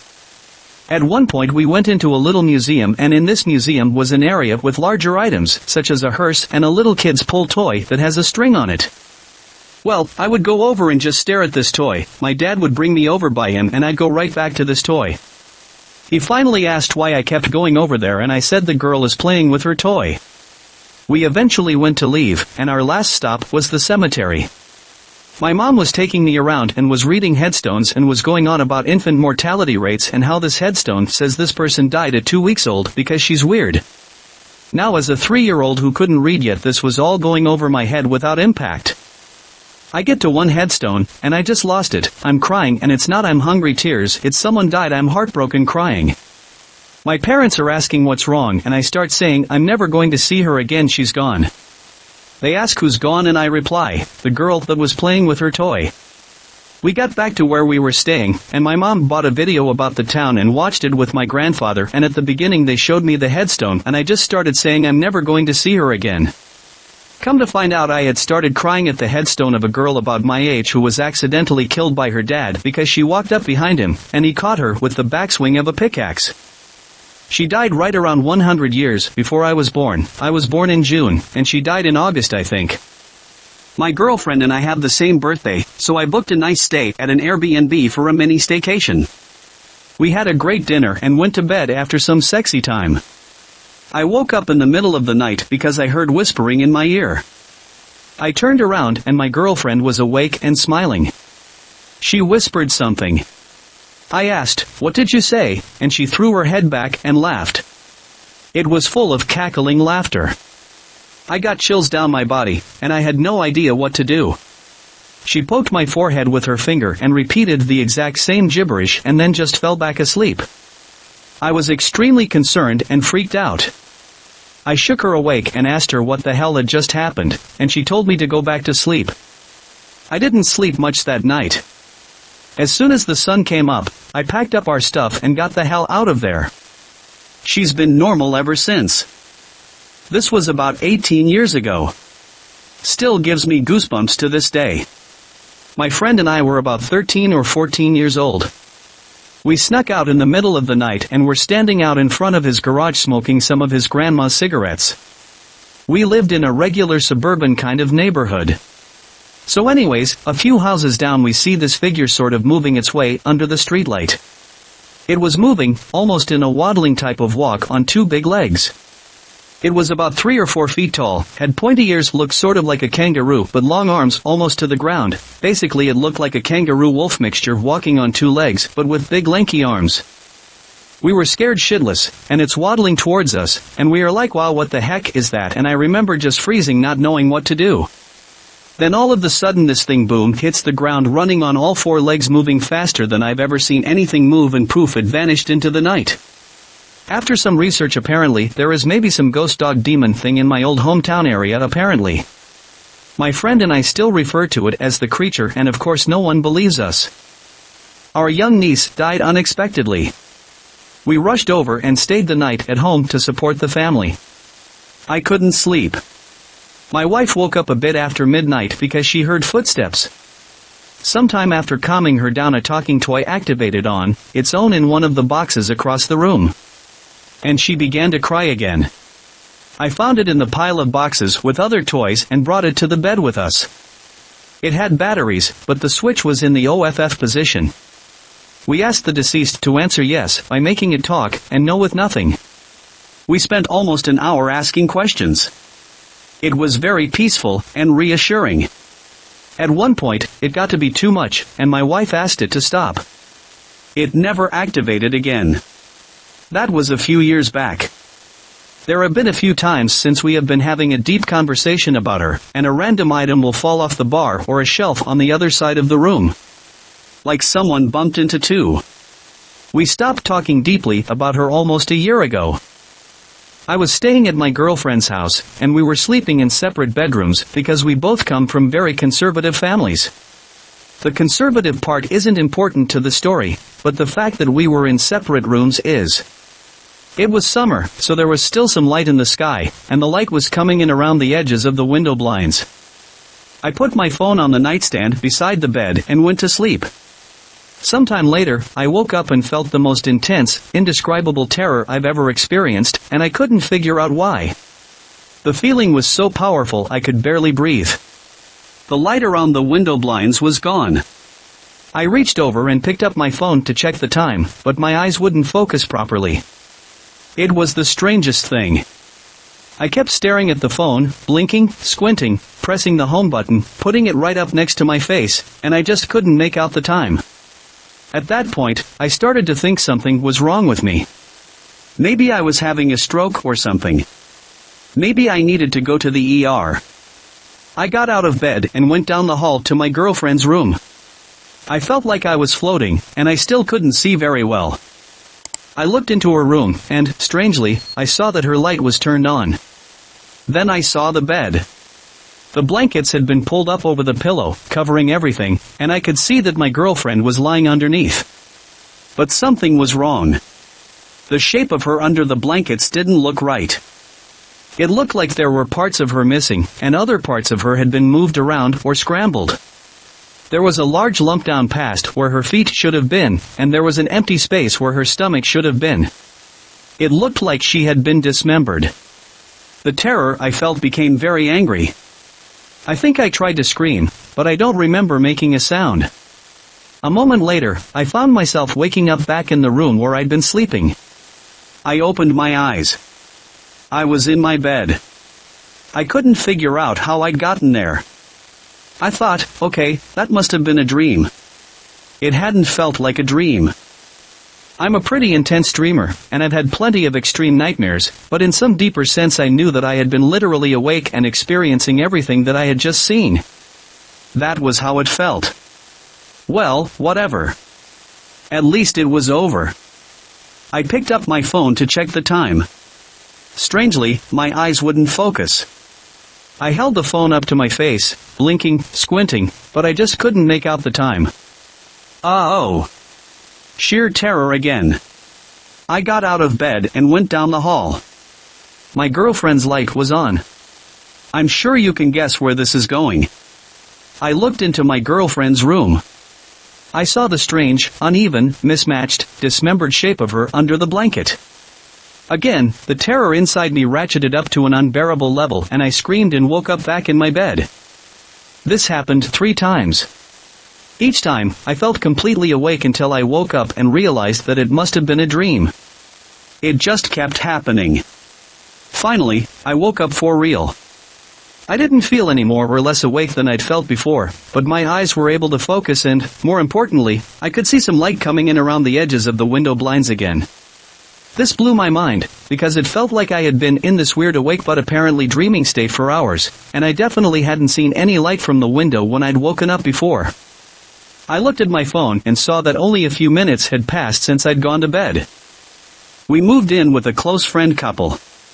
They're in the big bedroom. Then along the hall is the study, the bathroom, and then at the end the little bedroom. Downstairs, there's the front door, to the right of the front door a massively long living room, and running along the living room, a hall. One wall of the hall is the open banister/stairway to the upstairs. The hall ends in the kitchen, and the basement door, tucked under the stairs. The kitchen is very open concept to a back sunroom, looking out on the backyard, divided by the kitchen counter. At first, there was nothing. Some nights, if you had to go to the kitchen for water, there was sort of a creepy feeling, but it's an old house. And we didn't have to go down for water often. But about a month or so in, a friend asks us if we come down in the night, to close the cupboard and put the glass we use in the sink, since he's always finding glasses on the counter in the morning. We can't say it's not us, because who knows? But we agree to make an effort to do that. And he notes it keeps happening. We start to be able to say confidently it's not us. If we're up early, we notice it, too. Our cat starts avoiding the kitchen. Not horror movie style hissing and stuff, he just doesn't go back there. Sticks to the front of the house. Okay. The downstairs starts to get cold at night. Our landlord looks for heat leaks. Doesn't find any, but old houses often have circulation. We collectively shrug. After not too long, the landlord couple split. Rooms get rearranged, my partner and I move into big bedroom, the former study becomes landlord's bedroom. Another friend moves into the little bedroom. We're all D&D players, and we often have all weekend games together. Life is good. But the downstairs drifts towards creepy at night. My partner starts sending me down for their water. I started making a little too much noise coming down the stairs and into the kitchen on purpose. It feels like I'm going to walk in on someone. I remember one night in particular, I felt my heart start to speed up and felt really tense coming into the kitchen. I felt like, when I came around the kitchen door, there was going to be someone in there. I remember pushing to the left, to put maximum distance between me and whomever might have been in the kitchen, but then coming around the corner to nobody there. Sometimes, in the morning, we'd find the fridge door or cupboard, one specific one, open. I mentioned this to our Queen's Engineering landlord friend. He measures, they're flat. Add something, magnet maybe? Forget what, to the cupboard to keep it closed, but it keeps happening. There's still, sometimes, a glass on the counter in the morning. Sometimes at night, we hear someone coming up the stairs. Which, no surprise, there's 4 people in the house at this point, and not infrequent guests. But sometimes we hear it 2 or 3 times, one right after the other, with nobody going down in between. A couple times, the person in the little bedroom asked us if we were up and down at night, because she heard is in the hall and the bathroom a couple times. We weren't. A few times, both my partner and our roommate get the impression someone is waiting for them outside the bathroom. They call out that they'll just be a minute, figuring it's me, and are weirded out to learn I was in the bedroom or downstairs. It's hard to describe, but everyone keeps getting the impression of someone in the house. In the bathroom, there's a gloriously large mirror behind the sink, along the wall. It's about 6 feet long, and from the bathroom counter to the ceiling. I don't like looking in it, I always get the impression I'm going to see someone behind me. But I'm a scaredy cat, and I watch too many horror movies. I don't know if anyone else had this experience in the house, but I haven't had that sense again since. The person in the little bedroom mentions that sometimes, she's felt like someone was testing the knob/latch on her room's door. She asks if it was me or my partner. We're all comfortable enough with each other that the possibility isn't particularly weird. It gets weird though, when we confirm it wasn't ours. My partner, and our roomie, are both students at this point, so they both get time at home alone in the house. Both keep leaving all the lights on when they're home alone. Both play music a lot. Both avoid going downstairs, the upstairs just feels more comfortable when you're there alone. Note we're still having people over for big D&D sessions in the large downstairs living room. When the house is full of 5, 7, 10, 20 plus people, it doesn't feel very creepy. We occasionally discuss the strangeness of the house. Now the basement is always quite cold and feels very hostile. Our landlord says he just uses it for storage and tries not to think about it. We all know we're keeping the doorstop on the basement door in place all the time, keeping it closed. We all seem to think that's a good idea. Eventually, our landlord friend gets a job in Ottawa. He keeps house, and the room, and visits often on weekends. Our other roommate moves on, as she gets out of school. Now it's just us in the house most of the time. We can now semi-regularly hear someone walking down the hall to our room at night. But the door doesn't open. The footsteps are distinct. Our cat reacts to them, not horror movie hissing, but who's that, look towards the door, but then nothing happens.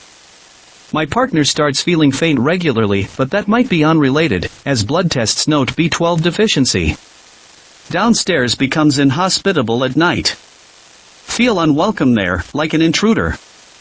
The basement, always creepy, becomes foreboding.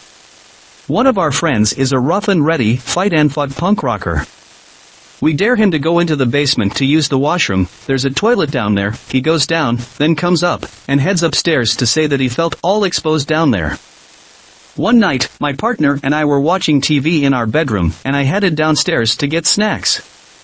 We'd just gone grocery shopping that day, and some of the bags of stuff are still out in the kitchen. All the fridge stuff is away. This is like bags of chips for D&D night, cases of pop, that sort of stuff. I round the stairs, turn down the hall which looks into the kitchen, and would swear I see one of the bags rustles, as if someone's just rooted through it, or dropped something in it. I froze, stood there for about 20 seconds or so, then none back upstairs. My partner asked me where the snacks were, and I made like I'd forgotten them, and would go back down for them in a bit. On the weekends, we mention all this to the landlord. He tends to agree that the place is haunted. Says he's had incidents, too. The doorknob to his room/study has turned when he was home alone. For unrelated reasons, the decision is made for us to move on. The landlord's coming down less often, as his work keeps him busier. We're looking for some more space. We mutually set a date, and landlord sets up to sell the house. But there's one major incident left to come before we move out. It's August, and it's hot. The air conditioning in the house is never great, and while I forget why, I don't think it was working at all at this point. We're a few weeks from moving away, so some stuff is already boxed. My partner has chased me out of bed, and with no other easy choice, I'm downstairs, in the back room of the kitchen, on our pull-out couch. It's hot, I'm hot, it's unpleasant and uneasy, and it's late. I'm lying in bed, but I'm not asleep yet. I was reading, if I remember correctly. I hear my partner calling me from upstairs, but it sounds strained. But honestly, I'm hot, and it's late, and I'm tired. I bet I'm about to be asked to bring my partner a nighttime water. I pad through the kitchen and start down the hall. I heard her call again, a little more urgently. As mentioned above, one wall of the hall is the stairs to upstairs. The hall runs from the foyer to the kitchen. I come out of the kitchen, and am just about to start down the hall, about to call up my partner to find out what she needs, so I look upwards, along the banister. There's someone standing there. It's not a person. It's more like a person-shaped shadow. It's a patch of darkness, but it's in a person shape. It has a head, shoulders, a torso, and arms. As I look up, it's bending down and around the banister. To see me, it's like a person standing on the stairs, but it's not a person. I see it bend its neck to look at me, and see its hand tightened on the banister, for balance, just like I'd do if I was standing at the top of the stairs, trying to see down into the kitchen. I remember thinking, in that moment, what the heck is that? And being suddenly very, very afraid. And then it's gone. There's no intermediary step, it doesn't shift, contort, or fade. It sorts of becomes translucent for half a second, and then it's gone. It was distinct, and then it wasn't. Here's where it gets weirder, to me. I've heard my partner calling, sounding strained. I've seen this definitely strange seemingly figure on the stairs. I've had my heart in my throat. But suddenly I'm tired. Like, my arms and legs are lead weights tired, just wiped. I turn and stumble back to the pull-out couch, desperately wanting to get some sleep. I collapsed on the couch. And my head springs right back up. What the hell was that, and is my partner safe? I clamber through the kitchen, watch the stairs as I run down the hall, then head up the stairs two at a time. Once upstairs, I call for my partner, and come skidding down the hall towards our bedroom. The door's already open, and she's sitting up in bed, eyes wide, looking totally freaked. "Were you calling me?" I asked. "Weren't you calling me?" she says. "I wasn't." There was something standing on the stairs. "Did you see it?" I asked. I think I saw someone, like, in the hallway. Up by our door. "Are you sure you weren't calling me?"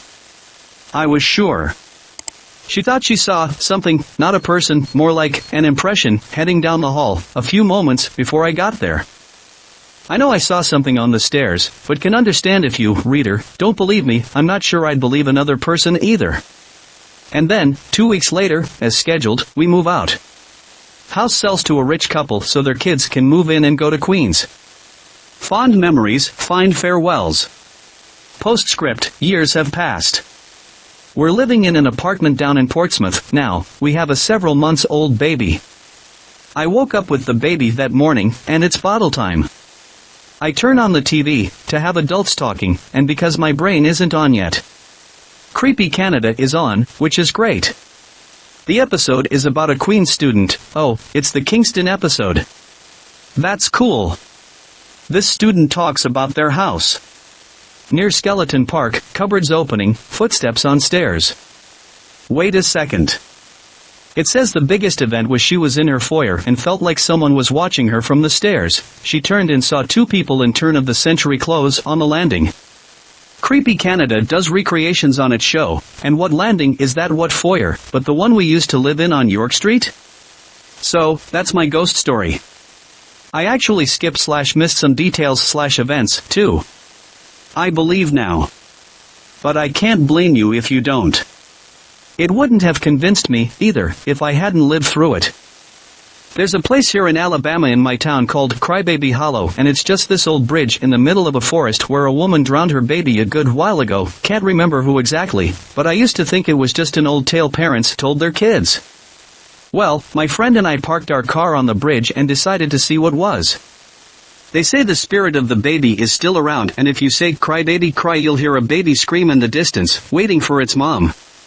We turn off the car and the lights and sit there with the windows rolled down and yell out those words. For 15 minutes, nothing happened, not even a bug chirped. Right when we were about to turn the key in the truck, my friend and I heard music from a child's toy. It was a faint pop goes the weaseled melody. Next thing we know, we hear a baby wailing in the distance, and there is no one that lives in that forest. It is all condemned and we are a good 20 miles from the nearest civilization.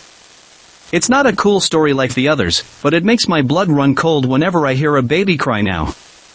This is hard to explain, but I want to try. In my childhood home, my bedroom was on the second floor. Only one window, but it was a nice-sized one. I was about 12 and my sister shared the room with me but was at her dad's that night. I was getting ready for bed. My mom had me getting my pajamas and stuff ready or whatever, but the room was dark and I hated when that happened because I'd have to walk across the room to turn the light on, and it always scared me. Used a lamp that was set up on the other side near the window and the light switch by the door wasn't connected to anything. Walked over to switch it on and I swear, saw this human-like type thing, can't even fathom how else to describe it, staring in my bedroom from outside my window. It looked like it was tinted blue. Its face was unlike anything I've ever seen in any movie or literally anything else before. I was on the second floor too and still somehow saw it so clearly that I remember telling my mom it was like it was floating. Again, it wasn't too late, and I wasn't even close to being asleep at this point, so it definitely wasn't a dream or anything like that. I knew I saw something, and it always stuck with me. I stood and stared at it for a solid few seconds too because I felt paralyzed. I remember feeling it stare back at me too. I refused to sleep in my bedroom for about a whole year after that and pretty much moved into the living room and stayed away from windows. Every time I think about it now, 10 plus years later, I still get a little freaked out. I still always need to make sure every part of all my windows is completely covered by my blinds at night. I've only told my now fiancé about this, other than my family when I was a kid, but wasn't able to explain it properly to him either.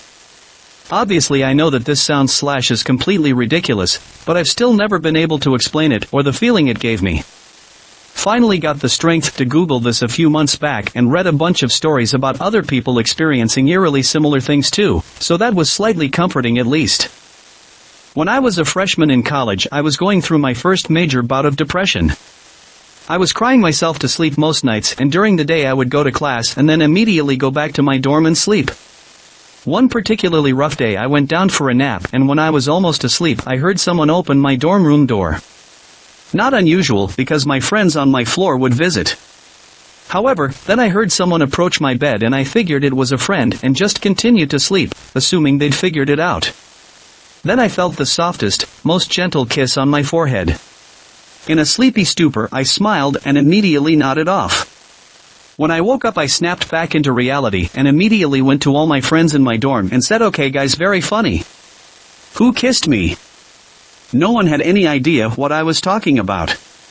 Looking back now, I really think it was a ghost watching over me and comforting me in my time of need. Or, it was a real human being who totally creeped on me.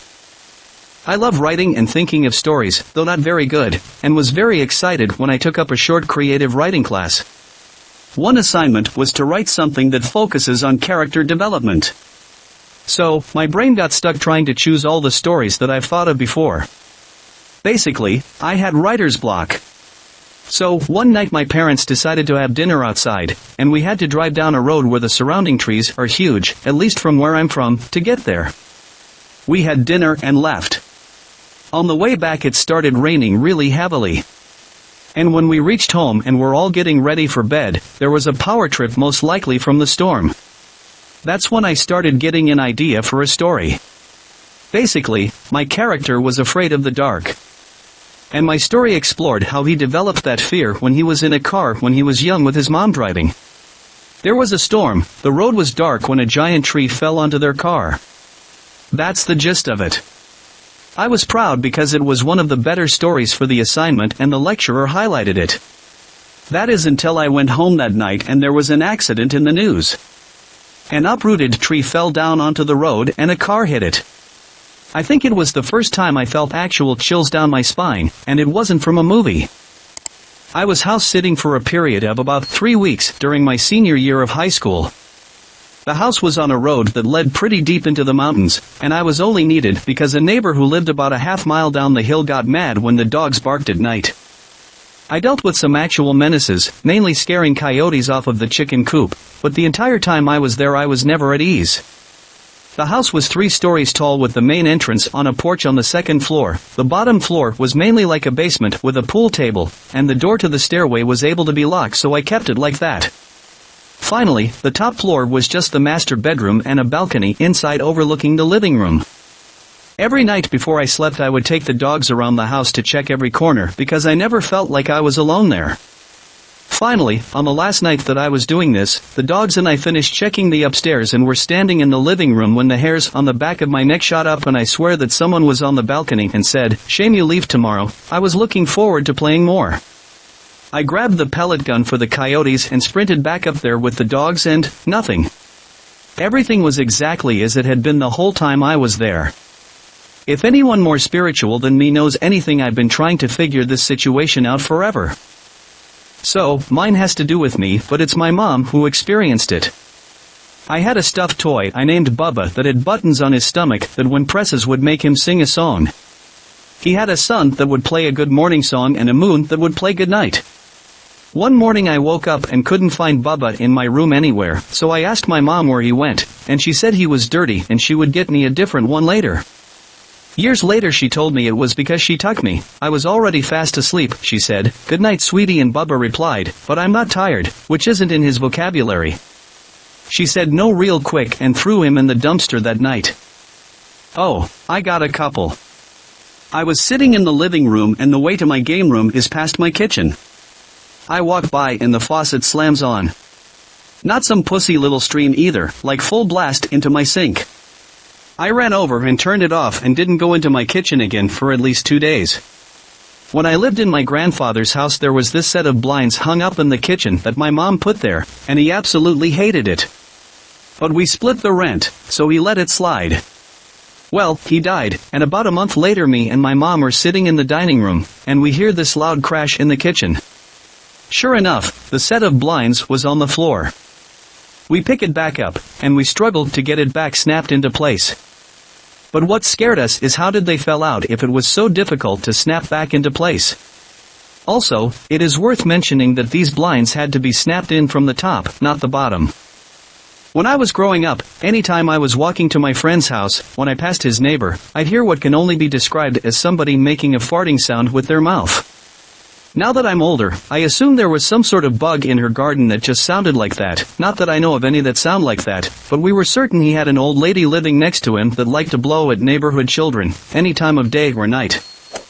One night, when I was 5 years old, I felt some strong force of gravity pushing down on me.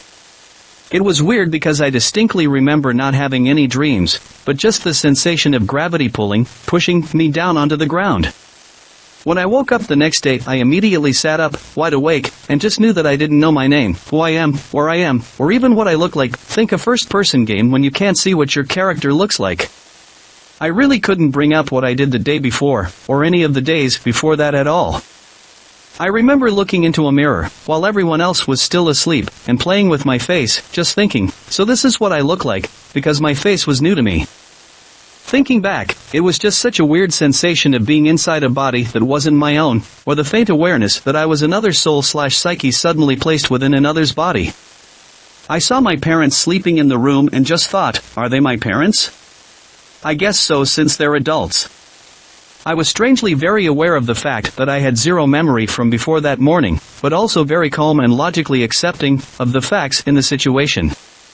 I only remember that I was 5 because when my mom woke up, I asked her who I was, what my name was, how old I was, and where we lived, even asked her to confirm that she was my mom, lol. She thought it was just a cute child thing I was doing, asking random questions.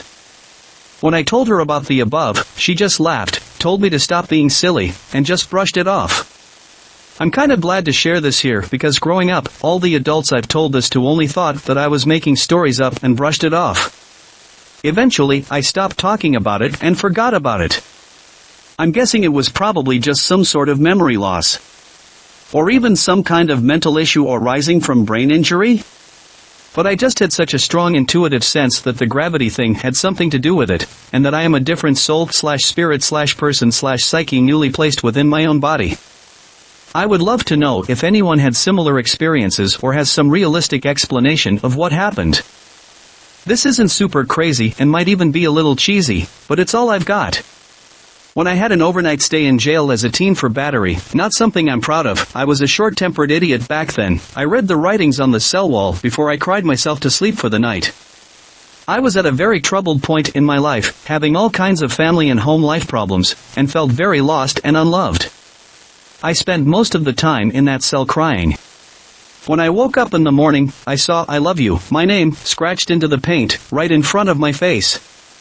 There was no one in the cell with me. Maybe it was there, and I hadn't seen it the day before, but it was pretty noticeable, and it was right there in front of my face when I woke up. I was sitting in my car outside my house at 1 a.m. having a smoke, when I see how out my window a man rapidly approaching. From his approach it was obvious to me that the only place he could have possibly come from was the woods, and there is nothing even remotely nearby in those woods. He was soaking wet from head to toe and appeared intoxicated in a strange way that didn't seem like alcohol or any drugs I'm familiar with. Stumbled over to my car and basically fell onto the door to the seat I was in. He had a large gold cross on his neck. I cracked the window slightly, and he proceeded to just say thank you and God bless you all about 10 times, before he stumbled back off into a different patch of woods. I got out of my car and rushed to get inside once he was out of sight, but as I was walking from my car I could hear him screaming and howling in the woods. At my old apartment, I was brushing my teeth and my makeup bag flew off the shelf and slammed into the wall across the room. No windows, no fan, the bag was all the way on the back of the shelf against the wall. It did not fall, it flew like the opening pitch. I said no and went to bed. Next morning, I checked my phone and had a notification from the Sleep as Android app. It records movement and sound overnight to wake you at the lightest point in your sleep cycle. I do not sleep or talk, and I live alone. I heard on the recording my bedroom door clicks and creak open. It had a very distinctive creak, and a male voice talking lowly. And then the door closed again. I lived on the 14th story of a building with no balconies. One needs a coded keycard to get into the front door, and to use the elevator or open the stairwell, and then to open the door to the hallway, and to get into the front door of the apartment and to get into my bedroom. So, if I go to the bathroom and forget my keycard, I am locked out of my bedroom. It would be insane to break into any of these. I moved out a few months later. I lived by myself in a house that I rented for 4 years, just moved out this year. I would hear lots of weird noises that sounded like they were coming from inside the walls or just outside. The most common sound was what sounded like someone dragging heavy furniture around. But there were all kinds of sounds, from loud booms to footsteps. For a long time, I thought I was just having auditory hallucinations, something I'd been prone to, until other people had been in my house and heard it as well. By far the weirdest instance was when I was in bed trying to fall asleep and it sounded like someone talking right outside my window next to me, except they were babbling absolute nonsense. It sounded like a drunk mentally disabled person, and it was very loud and constant. I looked out my window and saw nothing, even went outside to check, and saw and hear nothing while out there, only to come back to bed and hear it again. Lasted about 10 minutes. I have a few small things. I grew up in what was considered my tiny town's local haunted house. When we had babysitters watch us, if the babysitter took us somewhere, like the park across the street, when we returned whatever lights had been left on were now turned off and vice versa. My parents thought maybe it was other teenagers playing pranks on the sitter and maybe she wasn't locking the house up properly, but putting deadbolts on the doors didn't change anything. When I was around 10 I had a few new friends over to spend the night. One girl was out in the driveway and, 30+ years later, still swears she saw a face in the window. This window is in the middle of a very large staircase, probably about 20 feet up the wall. Much too high for someone to be looking out of. She wouldn't ever spend the night with me again until we moved to a different house and then she stayed over all the time. I'm an atheist, so as much as I really like creepy things, I can't bring myself to fully believe in ghosts anymore as I don't believe in an afterlife. I'm sure there are reasonable explanations for all the little bumps in the night and weird shadows in that house and I'm definitely willing to chalk it up to childhood imagination and the power of suggestion. I will say that I never felt alone in that house, though I did feel weird being alone in the newer house that wasn't haunted. One thing I really can't reason out though, as an adult I was visiting my parents who had moved into my deceased grandmother's house. The room I was staying in had its own bathroom that needed to be seriously cleaned. I had completely removed everything from the countertop, sprayed it all down and thoroughly scrubbed it, so I knew what was there and what wasn't. I finished up and was walking out of the room when I heard a clink behind me. I looked back and, lying in the middle of the counter I had just cleaned, was a quarter that was absolutely not there before. At the time I was already an atheist, but hadn't quite given up on the idea of ghosts. I knew my mom fully believed in ghosts and she believed her mother's ghost was there. I picked up the quarter, took it to my mom and told her, "Hey look, Grandma just gave me a quarter." My mom felt it was actually from her long-deceased father whom I had never met.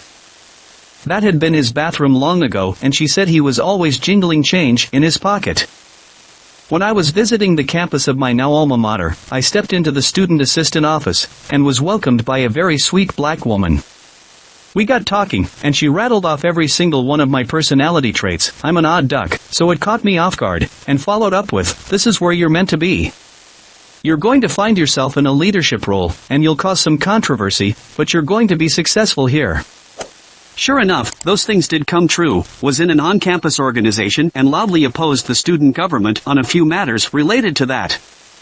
Anyways, I dropped by the student assistant's office at the end of my first semester to touch back with her, but every single person in the office told me that the woman had never worked there. She had very striking features and I even gave them a visual description, but it didn't ring a bell. There, or in a neighboring office. She was the reason I chose my college, because she was so helpful. How the hell would someone be able to know so much about me, based on how I opened a door, entered an office, and greeted her? Even my parents, who were with me and witnessed this, noted how accurate she was. So, a few years while showering, I grabbed the soap, ready to make myself a clean boy. I start lathering up, as you do, when the soap slips out of my hand. I do the old 1-2 juggle, but I lose it. The soap bounces from my hand, and because I have a shower/bath with a curtain, it manages to thread the needle between the curtain and the wall. I was a little annoyed of course, but hey, not too big of a deal. I lean out of the shower to pick the soap up, but I can't see it. Got a little more annoyed as it must have fallen underneath the sink cupboard. Get down on my knees to get it, but nope, it wasn't under there. My annoyance left me as I became impressed. Had it bounced all around the room and ended up at the short side of the tub?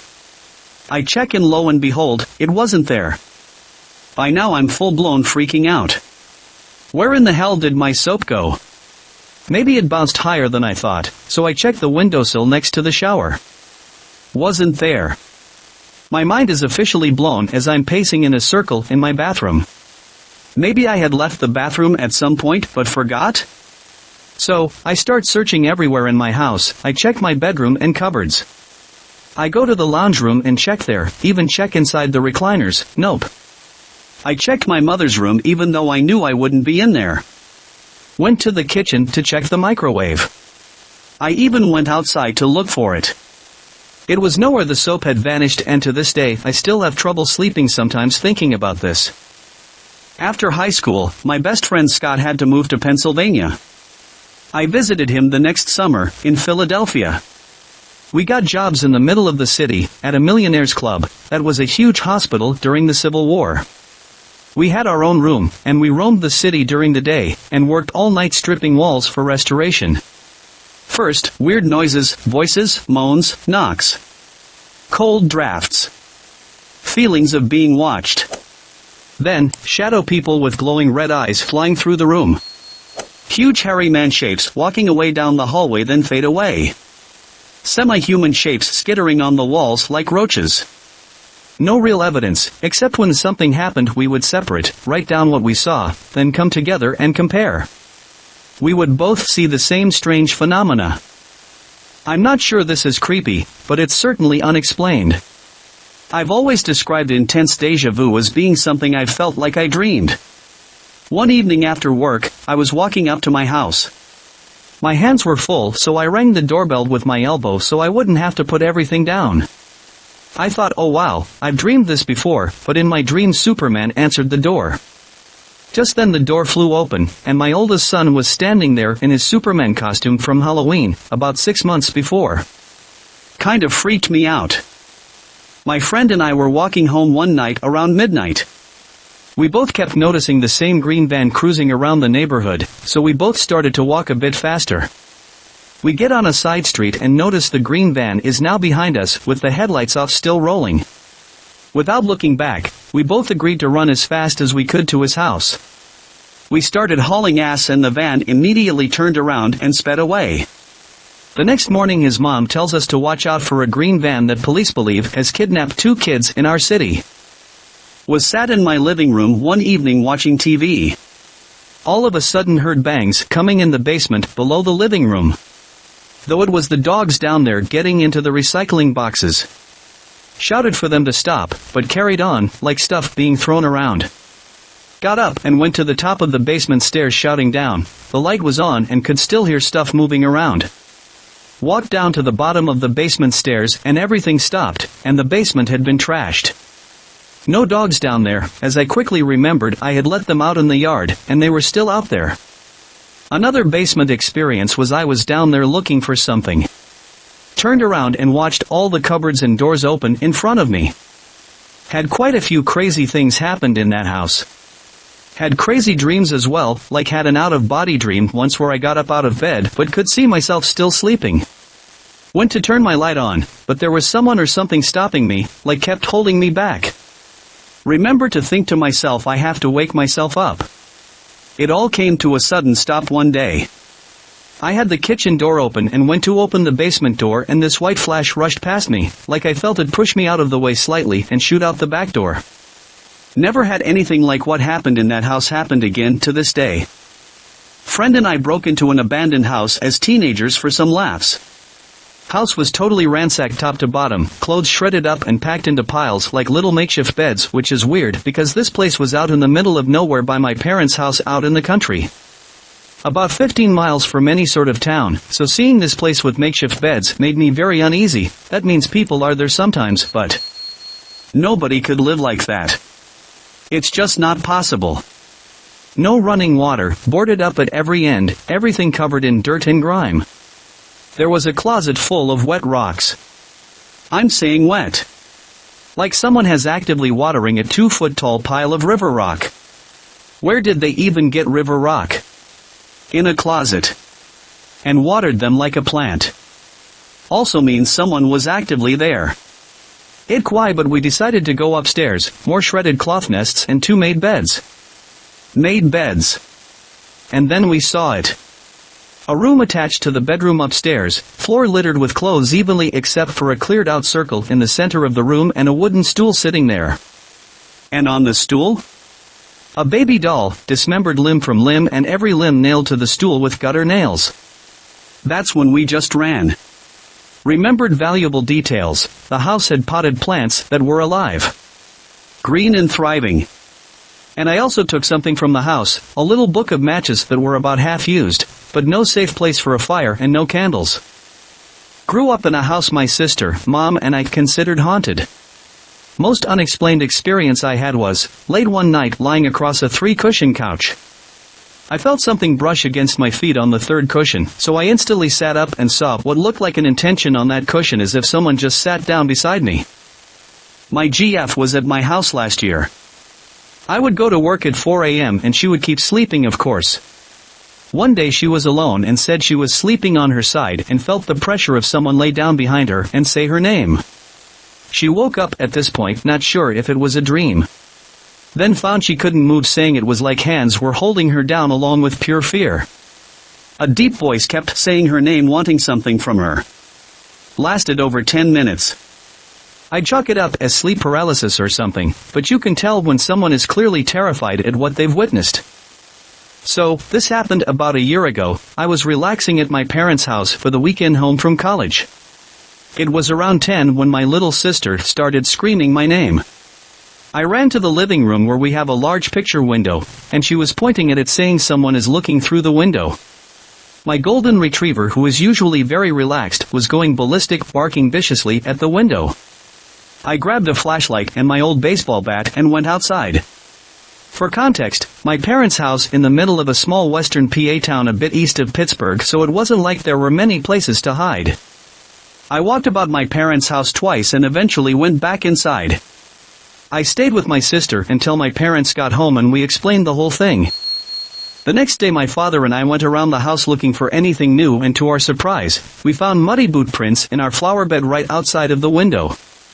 We called the police immediately and told them the whole thing. The police mentioned there was a previous report of some drug addict who walks around at night who they were actively looking for. Ever since then my sister refuses to go into the living room at night alone, and I don't blame her.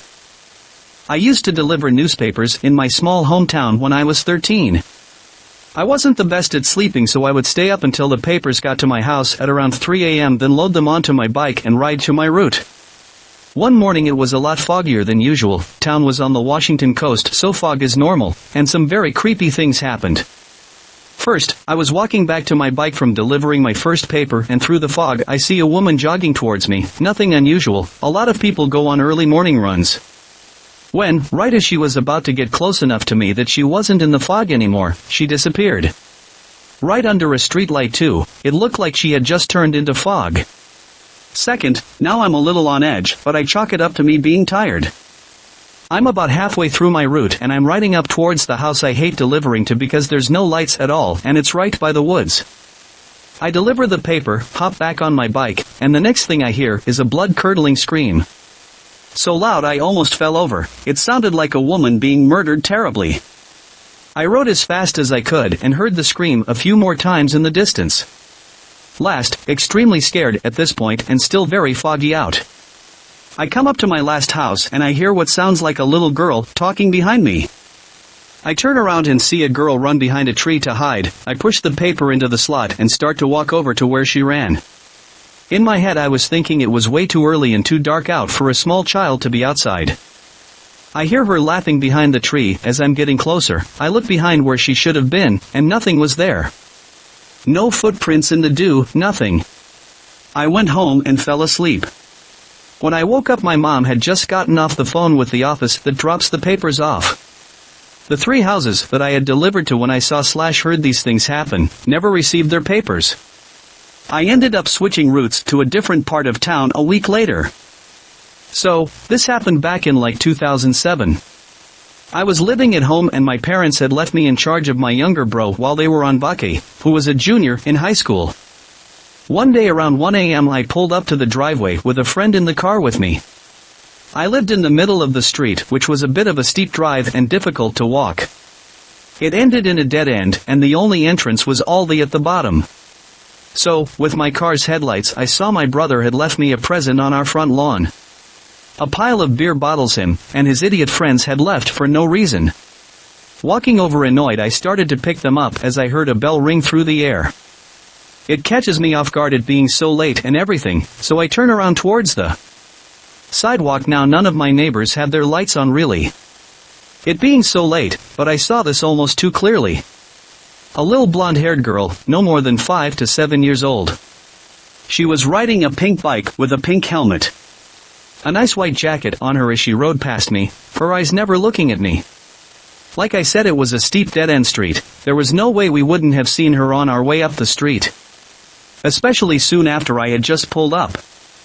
I wanted to say something to her, ask her where her parents were. Hell, ask her if she was lost or needed some kind of help. But it was too strange and the words just caught in my throat, so all I could do was watch as she rode away. Almost fading up the street, my friend came out of my car freaking out because he saw her too. We both just looked at each other and ran into the house. I lived on that street for over 15 years. I'd never seen that girl before or again after that. This happened 2 years ago. I was half asleep and felt like I was being watched, looked out my window and saw an old man hunched over with a walking stick and a crow on his shoulder standing in my front yard about 150 feet away. He looked right at me, and I said this bright blue from one of his eyes. I rubbed my eye and he had disappeared, and there was a murder of crows left standing around where he was. This was in the early hours of the morning. Last week I was setting up my winter camping spot on my property and I heard a growl behind me and saw 2 coyotes staring at me. I picked up the firewood axe and yelled, and they whimpered and laid down. I took a step forward and they ran. It was very weird because it was abnormal behavior for coyotes. One night I was out walking. I live near a forest. I went down a path I haven't noticed before, and at the end there's a bloody cemetery. Oh, well, I thought I might as well finish my cigarette at the cemetery, so I'm walking around and get to the end of the cemetery, where there's a decrepit brick wall. Then I see a black shadowy smoky thing, kind of like the Black Riders from Lord of the Rings, looking at me and climbing over the wall. I said no. Finally, when I got home I opened the door, and my girlfriend screamed with absolute horror on her face. She eventually calmed down, and she later explained that I didn't look right. Still gives me goosebumps, 20 plus years later. I was 20 when I woke up and death walked through the door. He said if you don't stop using drugs and alcohol you're going to die. I had a beer the next day and was sober for the next 5 years. Went to AA religiously. Changed my life. I drink and like pot, but I don't overdo it. And my health is damaged from drinking and doing drugs 24 years ago. Turns out I have this genetic condition that makes my body way more sensitive than most. I think death was right. Amping one night with a buddy, lying down looking at the stars. We're both fixated on one star that's particularly bright, didn't think anything of it, we were just chatting about life. Then, after being stuck in place for the whole time we were lying down, it suddenly shot off in one direction so quickly it just about gave us whiplash. I thought I was the only one who saw it, until my bud gasped what? I can't say we were fixated on it the whole time we were looking up at the sky, but we were definitely staring at it for at least 5 minutes or longer before it shot off. When I was around 14, I was up late playing video games and went for a midnight deuce, locked the door, and sat down. Then I heard my younger brother sleepwalk up to the bathroom door. He face-planted on it a few times, jiggled the handle, and shuffled back a bit. Then I heard the sound of urine splashing on our tile floors. I thought to myself, great, now I have to clean this up. After about 15s, he finishes up and shuffles back to bed. A few minutes later, I finish up and go try to clean his mess only to find that there's nothing to be found. I searched that whole house with the lights on in the middle of the night and found nothing. My mom never found any wet spots or wet clothes in the house that following morning either. I'm still haunted by the memory of the phantom to this day. I was about 12 and was at a nighttime religious education class. We are all goofing off and not paying attention to the lecture. All of the sudden we all are dead silent, no one knew why, there was just an eerie feeling in the room. Then, out of nowhere, we see a pencil whip through the air at top speed, going perfectly horizontal. It landed perfectly straight at the top of the wall, at least 7 to 8 foot up. It was honestly as if it had been shot from a gun positioned directly across the other side of the room. None of us threw it, we didn't even have pencils given out that day. The teacher was so freaked out she made us switch rooms immediately. It was Halloween when I was probably 8 to 12 years old. I had just returned home with my loot and first thing I did was go to my room, shut the door, and start digging into it. I was sitting, crisscross applesauce, in front of my closet, with a folding door, which was open. The closet was in the corner of my room and my back was to the folded open closet door. While eating the candy, I was playing with action figures. It couldn't have been more than 5 minutes in when I picked up a sucker. It was one of those mystery-flavored ones. Me, wanting to eat as much candy as I could, didn't have the patience to finish the sucker. I didn't want to just bite into it because I wanted to come back to it later, so I wrapped it back up in its wrapper and set it on the carpet right in front of my right knee. I grabbed another candy, I think it was a Reese's, and continued to play with my action figures. I hadn't even finished chewing the Reese's yet when a sucker fell from the ceiling straight above my head and onto my lap. I was really confused and wondered how a sucker fell from the sky. Then I saw the wrapping. It was identical to the mystery sucker I half-wrapped moments before. I looked down to my right knee to see the sucker has now vanished. I ran out of my room like a bat out of hell. My parents didn't believe a sucker fell on me and I refused to enter my room for at least a week. I still have no idea how the sucker went from the floor to falling in my lap. No one else was in the room with me. I wasn't playing rough with the action figures, so I know I didn't hit the sucker, causing some weird reaction to fling it in the air. I always had a weird feeling about that closet and always tried to avoid it. I was about 15 years old and a high school student. One night I was home alone, sitting at the dining room table reading a textbook. It was quiet, no TV of. Not a sound. As I'm quietly reading, for no apparent reason, the hairs on the back of my neck and arms suddenly stood on end. I instantly had a feeling somebody was standing behind me, reading over my right shoulder. My chair was back to the wall. Nobody was in the house but me. I didn't move a muscle and pretended to continue to read, but really I was looking at the goosebumps and raised hairs on my arms. I was frozen and absolutely scared of myself. My heart pounding in my chest. I then became aware of somebody breathing in my right ear. I swallowed a hard lump in my throat and held my own breath, thinking the breathing noise was coming from me. No, I could still hear breathing. Even though I was holding my own breath. I could hear breathing. I held my breath for as long as I could before I slammed my book shut, turned my head to my right and said, "Go away." As soon as I said then, it was gone. The breathing noise in my ear and the presence that was reading over my shoulder was gone. On my first day of 5th grade, we had to put my cat Tigger down because of old age. My mom couldn't bring herself to stay with her while she was euthanized because she loved the cat too much and she wouldn't be able to go to work if she was there, a decision she now regrets. We got in the car and sat there for a moment. We were both crying. Then, before she could put the keys in the ignition, we both heard a meow. No mistake, it was Tigger. We looked at each other in shock and then my mom looked in the back seat to make sure the car was empty.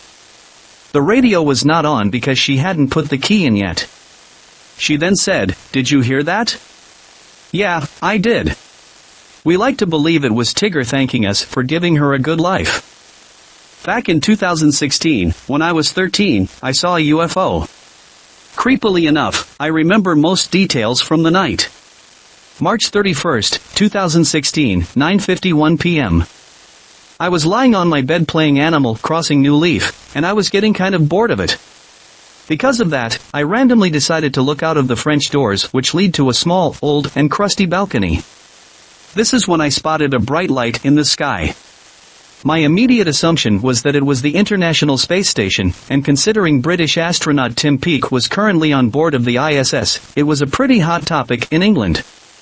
After noticing it, I watched it for about a minute before calling my older brother, who was 16 at the time, to come take a look, as he was also quite interested in the ISS at the time.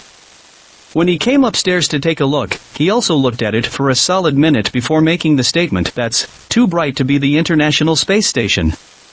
At this point, we had both become intrigued. However, we couldn't get an awfully good look as, from what I found out a few months ago, my eyesight isn't that good with long distances and we didn't have any powerful equipment, such as a telescope.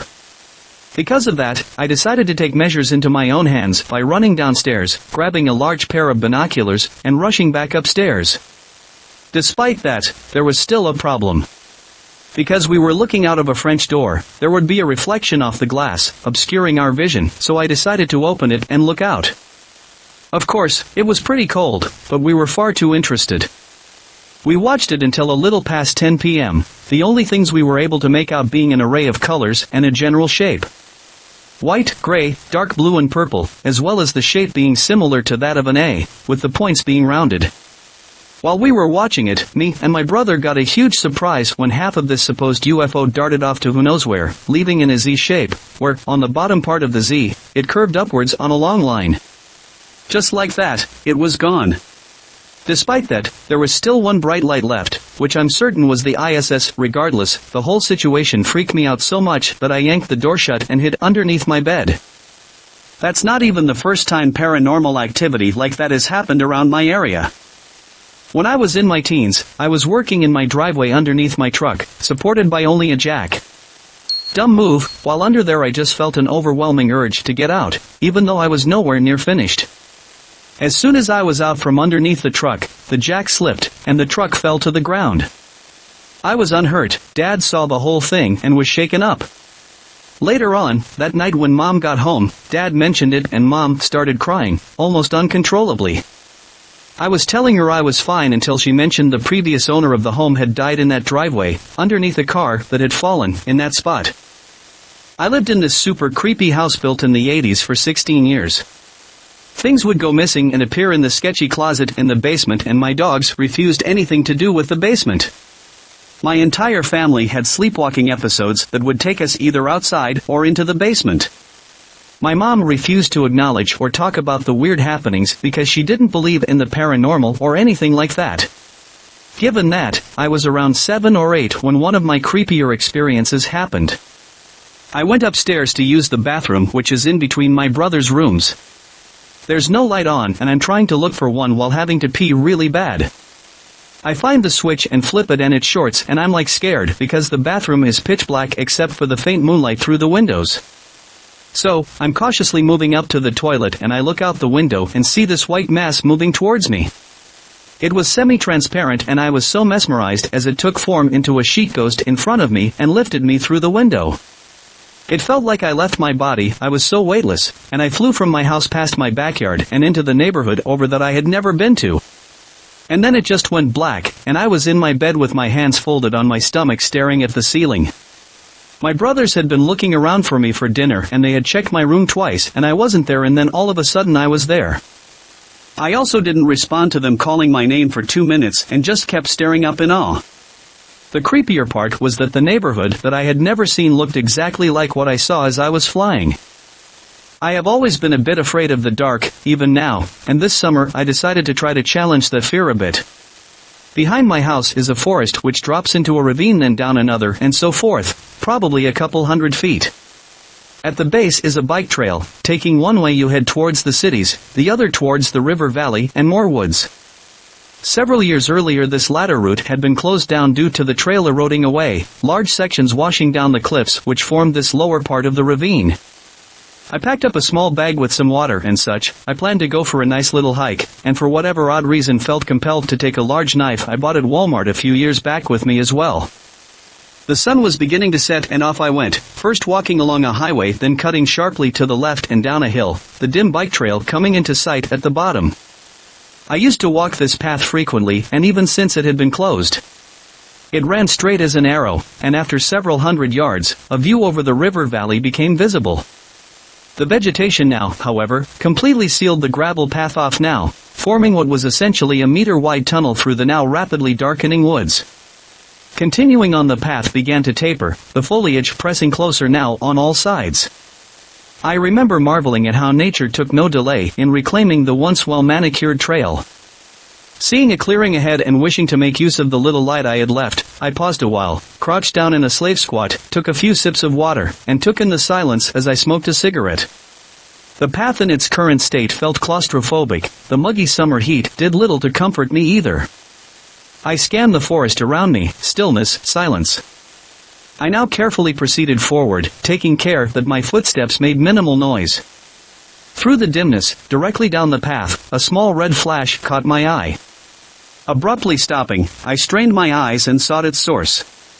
At this point, now deep in the forest, I was feeling quite spooked, and at this time of night, there really should be no reason for someone to be down there, me included.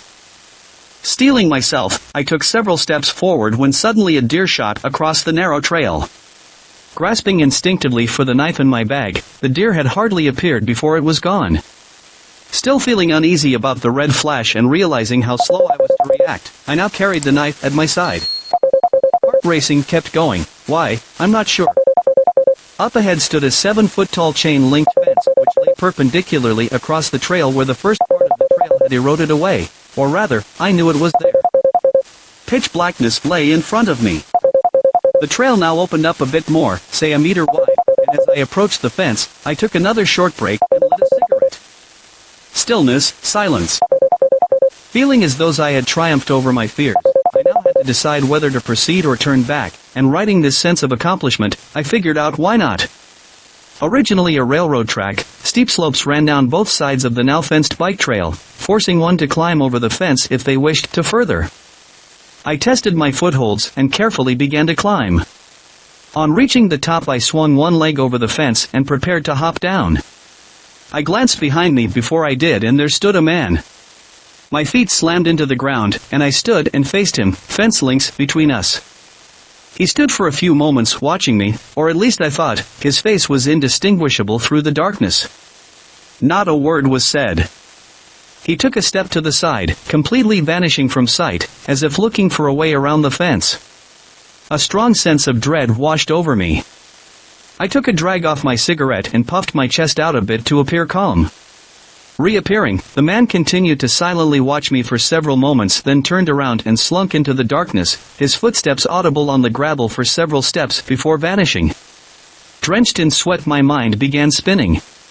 He had been wearing dark clothes and long sleeves as well as black pants, extremely odd for a humid summer night. Not once did I hear someone behind me despite the several stops I had made taking care to take note of my surroundings, nor did the noisy gravel surface alert me to his presence. I am not sure what possessed me, but I decided my best course of action was to take him by surprise, continuing deeper in the woods and my state of terror not being an option. Vaulting back over the fence, I began a desperate sprint back the trail the way I came, the way he came. But he was gone, and that scared me even more. As I reached the hill which led up to the highway, I paused under its overpass to catch my breath. The feeling of dread entered me again. I felt like prey, something was watching me.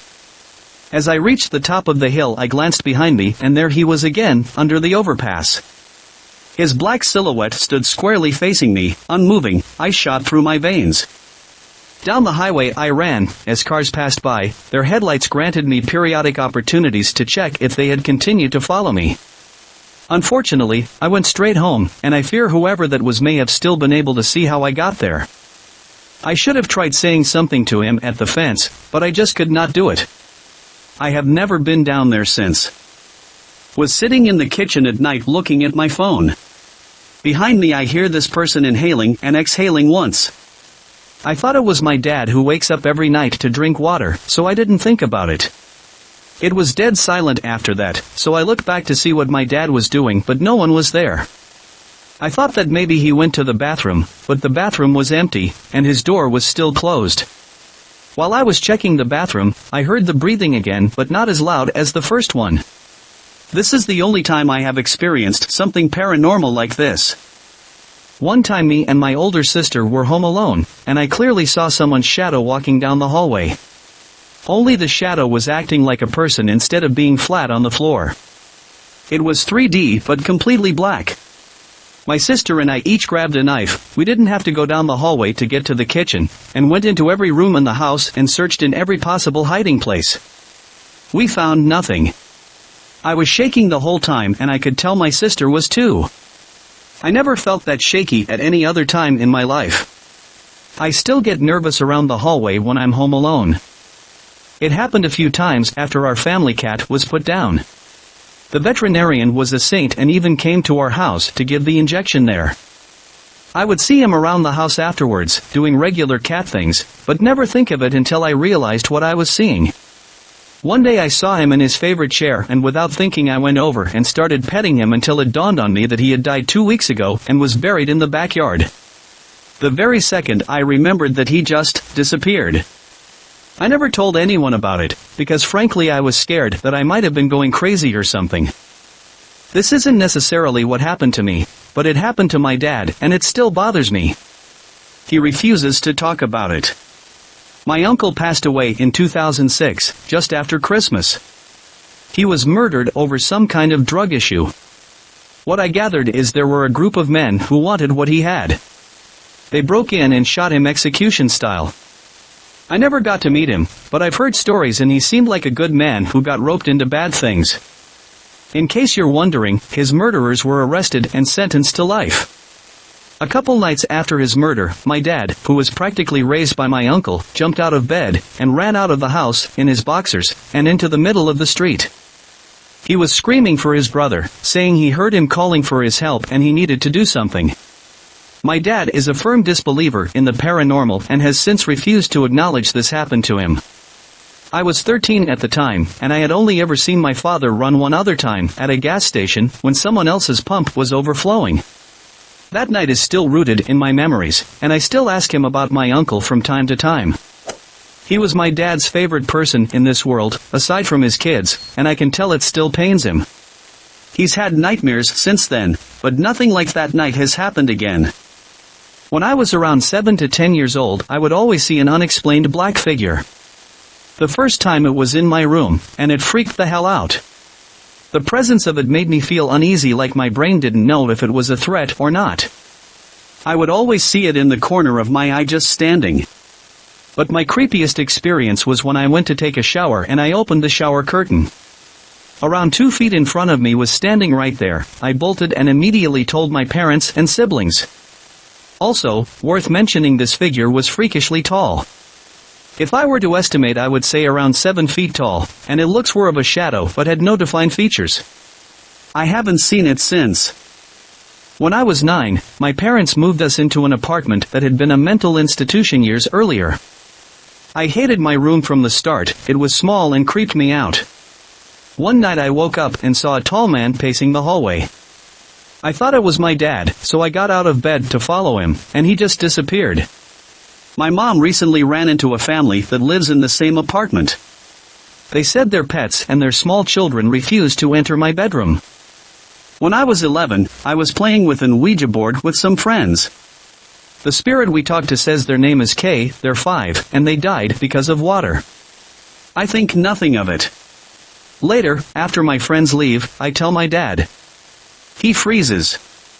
I ask him what's wrong. He says he had a cousin named Kay that drowned when she was 5. When I was 18, I was driving on some backcountry roads, following my parents home.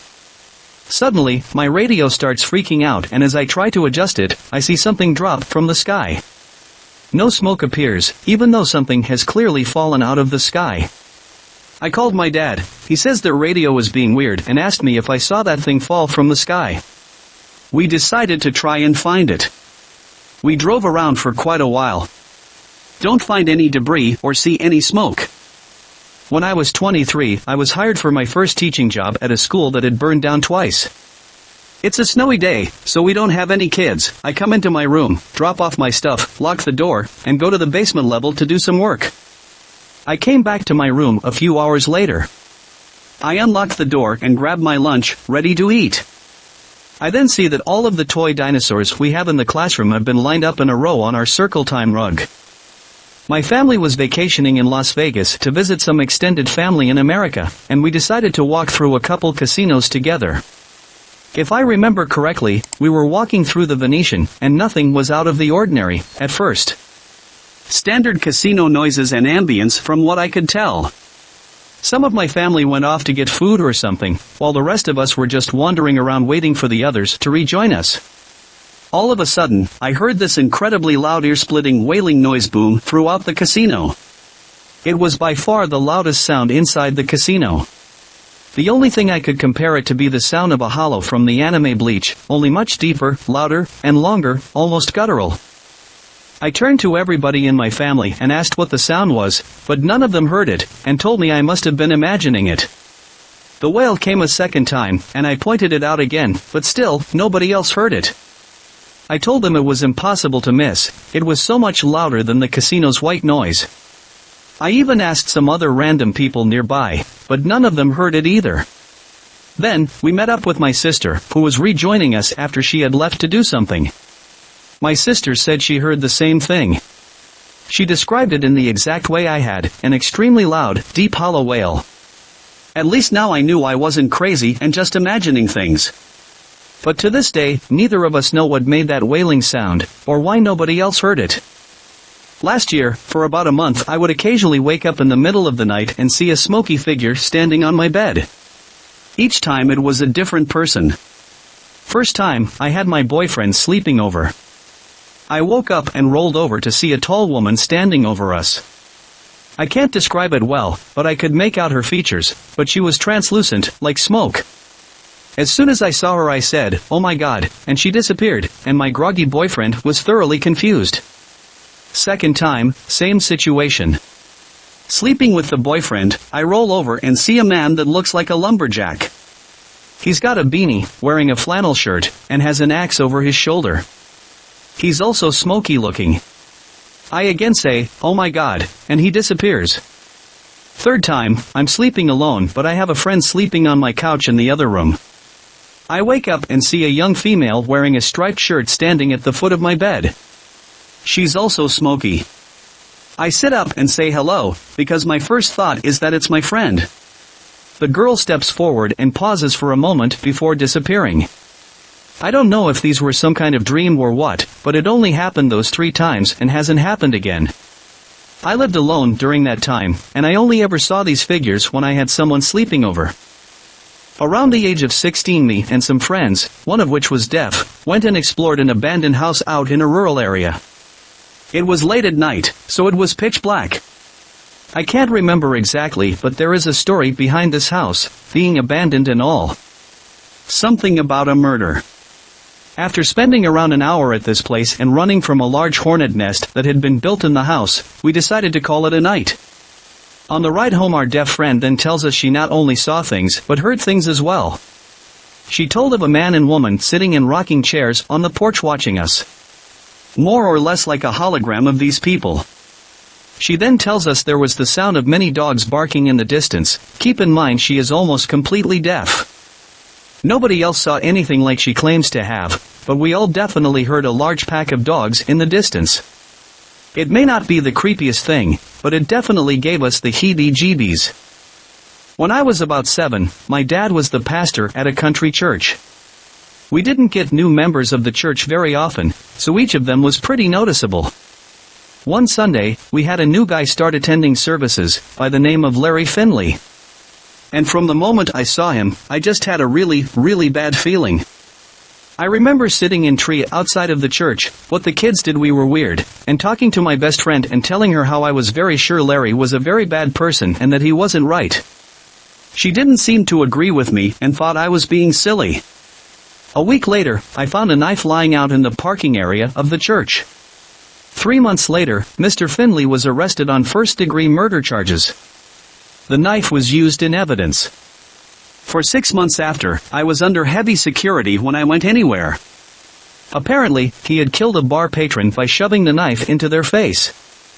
I don't know what happened with him, but I assume he got out of jail since I was walked to and from school, sometimes by police officers. When I was 16 years old and was allowed to go out to our local bars, I made it a habit to always sit and relax at a local graveyard before I headed home. I did this for a few months when one night, in a corner of my bedroom, a weird creature was looking at me. It looked like a large black dog/cow with red eyes, but somehow fiercer. It didn't seem to intend to do anything aside from just looking. I didn't want to stare at it, but I also didn't want to look away. So, I just observed it for a few minutes, which also gave me time to make sure it wasn't some weird combination of clothing on a chair in the corner or some optical illusion. Eventually, I closed my eyes for a few seconds, and once I looked again, it was gone. The next morning, I did some research on what it could have been, and I quickly stumbled upon some information about black dogs that overwatch graveyards, and some seem to return a visit once you visit their graveyard a few times. That is exactly how it felt. It just came to look at my place. I did visit that graveyard again next week, but have never seen it again. This happened more than 15 years ago. I have never hallucinated anything in my life. I am sure what I saw that night was real. I was sleeping on the couch at my grandma's house when suddenly I woke up in the middle of the night. I was thirsty, so I went to get a glass of water, but as soon as I stepped into the kitchen, the floor literally blinked out of existence and I fell into the void. I could hear a sound coming from the void I was in, and it was getting louder the longer I fell. Then I saw the bottom, which looked like the canopy of a forest, and as soon as I hit the trees, I woke up. The catch is I woke up in a completely different room than the one I was sleeping in, and it was 3 hours earlier than when I woke up in my dream. It was 4:24, I specifically remember. I was shaking in fear for the rest of the night. My dad killed himself when I was 15. When I was about 16 to 17, my GF at the time invited me to the mountains with her family and I went. We stayed by this river on a rock and hung out. I was looking around and saw my dad, or a man that looked exactly like him, staring dead at me from about 80 yards away on the bridge. At first I didn't think anything until my mind had a wait. WTF moment. So, I quickly panned back over, and the man was gone. Wasn't on the trail to the right, and the crowd wasn't large enough to completely lose him either. This was just the first time. Fast forward a few years, I'm in Hiroshima, Japan on the weekend and toured the Peace Park for the first time. I was humble, I didn't laugh or make jokes with my friend, we kept quiet and looked at the ruins. As we were making our way through the exhibit, as you will, I get this strange feeling someone is watching me. This being the site of the A-bomb and me being American, I figured it was just the Japanese, but being a Marine, I was paranoid due to them constantly beating terrorism into our heads. So, I looked around. At the top of the steps there he was again, my dad staring directly at me. As I turned to my friend to ask if he saw the man, we looked back and he was gone, but this time I sprinted to see if it was a man, but I couldn't find him. This being Japan, finding a man 6 feet 1 inch and tan shouldn't have been hard in a crowd, but nothing. Over the years there were random times I saw this, and all during the day. The creepiest one was the one at night. I'm a supervisor on third shift and work in a bad area, gang violence, drug addicts, tons of homeless. I'm not judging, but given the area I'd rather be safe as it's just me and some women. Anyways, the building is fenced in and there is another fence for the direct building. The first shift leaves the back gate open, and I notice around 3 a.m. so I cuss and go back to close it. This area is dark and there is only one old street light. As I'm closing the gate I get the feeling again, but this one doesn't feel the same. Yet I'm frozen anyways. I slowly raise my head and I see a man standing under the light, exact characteristics of my dad. No one should be inside the fence, and occasionally we have some cut through. Yet he stood there just staring at me. What felt like probably 30 seconds, he gave me that little smirk, turned, and walked back into the darkness. That was 2 years ago, and I haven't seen him since and have never had a feeling of someone watching me. I was almost struck by lightning. There was a bad storm and my mom told me to turn off the television. I had a bad feeling about it, like I knew what would happen. Sure, enough electricity gathered in all four corners and to the middle, then blasted a bolt of lightning out. I immediately turned around and ran about 5 to 6 feet and turned the corner into the hallway. It went out my mom's open bedroom window back into the sky. It was weird because it had to move slightly a couple times to turn the corner slightly, then shot up to go out the window, which was higher up. The screen on the window was not burnt at all. My mom said it was a long bolt that was touching the back of my shirt as I was running. Nobody has ever believed me, and if anyone could explain this I would really appreciate it. My mom's ex. He was working in the oyster patch with a couple of buddies. They were back at their trailer doing what a group of 4 guy friends do in their spare time. It's pretty stormy out, the wind is howling and it's raining sideways. I think the power might have been out too. One of them stands up and says, "We need to leave." So, they do. They come back a couple hours later and there is a big hacking tree lying sideways across the trailer. They probably would have died if not for a funny feeling in the pit of this guy's stomach. My husband and I were at a friend's house for a barbecue. It was drizzling and it was a little windy. I was sitting with the host's daughter, and I had this feeling of going inside. So, I took her inside and an hour later went back outside to check on my husband. A tree limb had fallen where the host's daughter and I were sitting. My husband and I were driving from Vancouver to Toronto and decided to go through the States. We stopped for the night at a motel and we were exhausted, so we didn't really care and just wanted a bed to sleep in. It was fine, smelled awful, and when we woke up, there were a lot of shady characters lingering around in hallways and the parking lot. We thought, whatever, people are weird, they're probably weary travelers. It was Gary, Indiana. I went camping with a BF I had in college. This was almost 20 years ago. We got a little lost in the woods and came upon a large clearing. There was a large group of people in the clearing, probably about 25 or 30 people of all ages, old people, kids, and their parents. The first thing that struck me as strange was that we didn't hear them until we stepped out into the clearing. The second strange thing was that they were all wearing rags. Their clothes were dirty and barely holding together, and they were playing baseball, but with an old 2x4 as a bat, and a cloth ball. We approached an older man, told him we were lost, and he pointed to the woods, indicating which way we should go, but instead of talking to us, he was laughing. When we looked around at the other people, they started laughing as well. Me and my BF thanked him and went in that direction. I remembered telling my BF, as we stepped back into the thick woods, that was weird. He said something somewhat non-committed like, yeah. In about a half hour, we came out of the woods onto a paved road and proceeded to walk down the road, still pretty lost. A ranger soon drove up and we stopped him to ask how to get back to our campsite. After getting directions, I asked the ranger about the people in the woods. The ranger looked confused, and kind of half chuckled like he thought I was joking. I went on to tell him they were playing stickball. The ranger looked even more confused, said he had worked there for almost 20 years, and had never heard of or seen anything like that. He kept looking from me to my BF. I looked at my BF, because I was getting a little irritated that he hadn't spoken up about what we saw. But when I looked at my BF, he was just kind of nervously smiling and shrugging. He shook the ranger's hand, and we started walking back to camp. By then we had walked for a few hours in 90+ heat, although we did have water, so I was even more irritated on the walk back. After walking in silence for a while, I asked, "What just happened there?"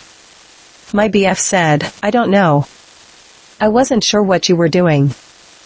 I thought he might not have understood what we were talking about, and I said, "No, I mean when I told the ranger about the people in the woods." My boyfriend looked at me for a moment, looked like he was trying to read whether I was joking or not, then said, "Shell, I don't know what you're talking about. We didn't see anyone in the woods. We were lost. If we had met someone, we would have asked directions." I dropped it, not sure what was going on. Before you ask, nope, I didn't take any drugs. Anyway, 20 years later my old BF reconnected with me, and after talking with him for a while I asked him if he remembered when we camped and got lost in the woods. He said he remembered and mentioned a few details of the day. I asked him if he remembered the people we met in the woods, and he laughed and said that I was probably mixing him up with another BF on a different camping trip because he didn't see anyone in the woods until we ran into a park ranger. I still have a very detailed memory of it, but still don't know what really happened that day. I was walking home with my siblings on a really windy day. An old guy pulled up next to us in his car and asked us if we wanted a ride.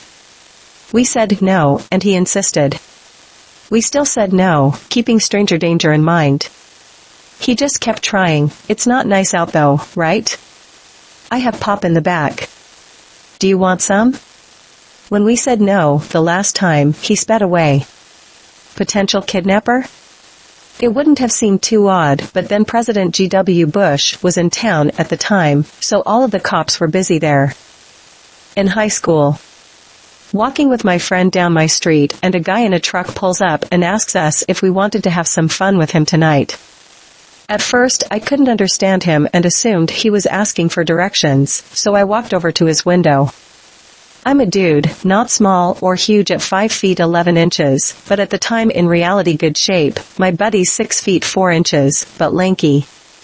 Anyways, I digress. He repeats himself, and I'm very upset at this point. My brother's special ed, and that very week, had just been allowed to walk down to the corner store by himself. Start yelling at him to get out the truck. He realizes this isn't going the way he hopes it will, and speeds off. Called the cops with a partial plate and really good vehicle description, but they never found him. I still don't think I've ever been that angry. I'm not sure how my brother would have handled that situation. Scares me.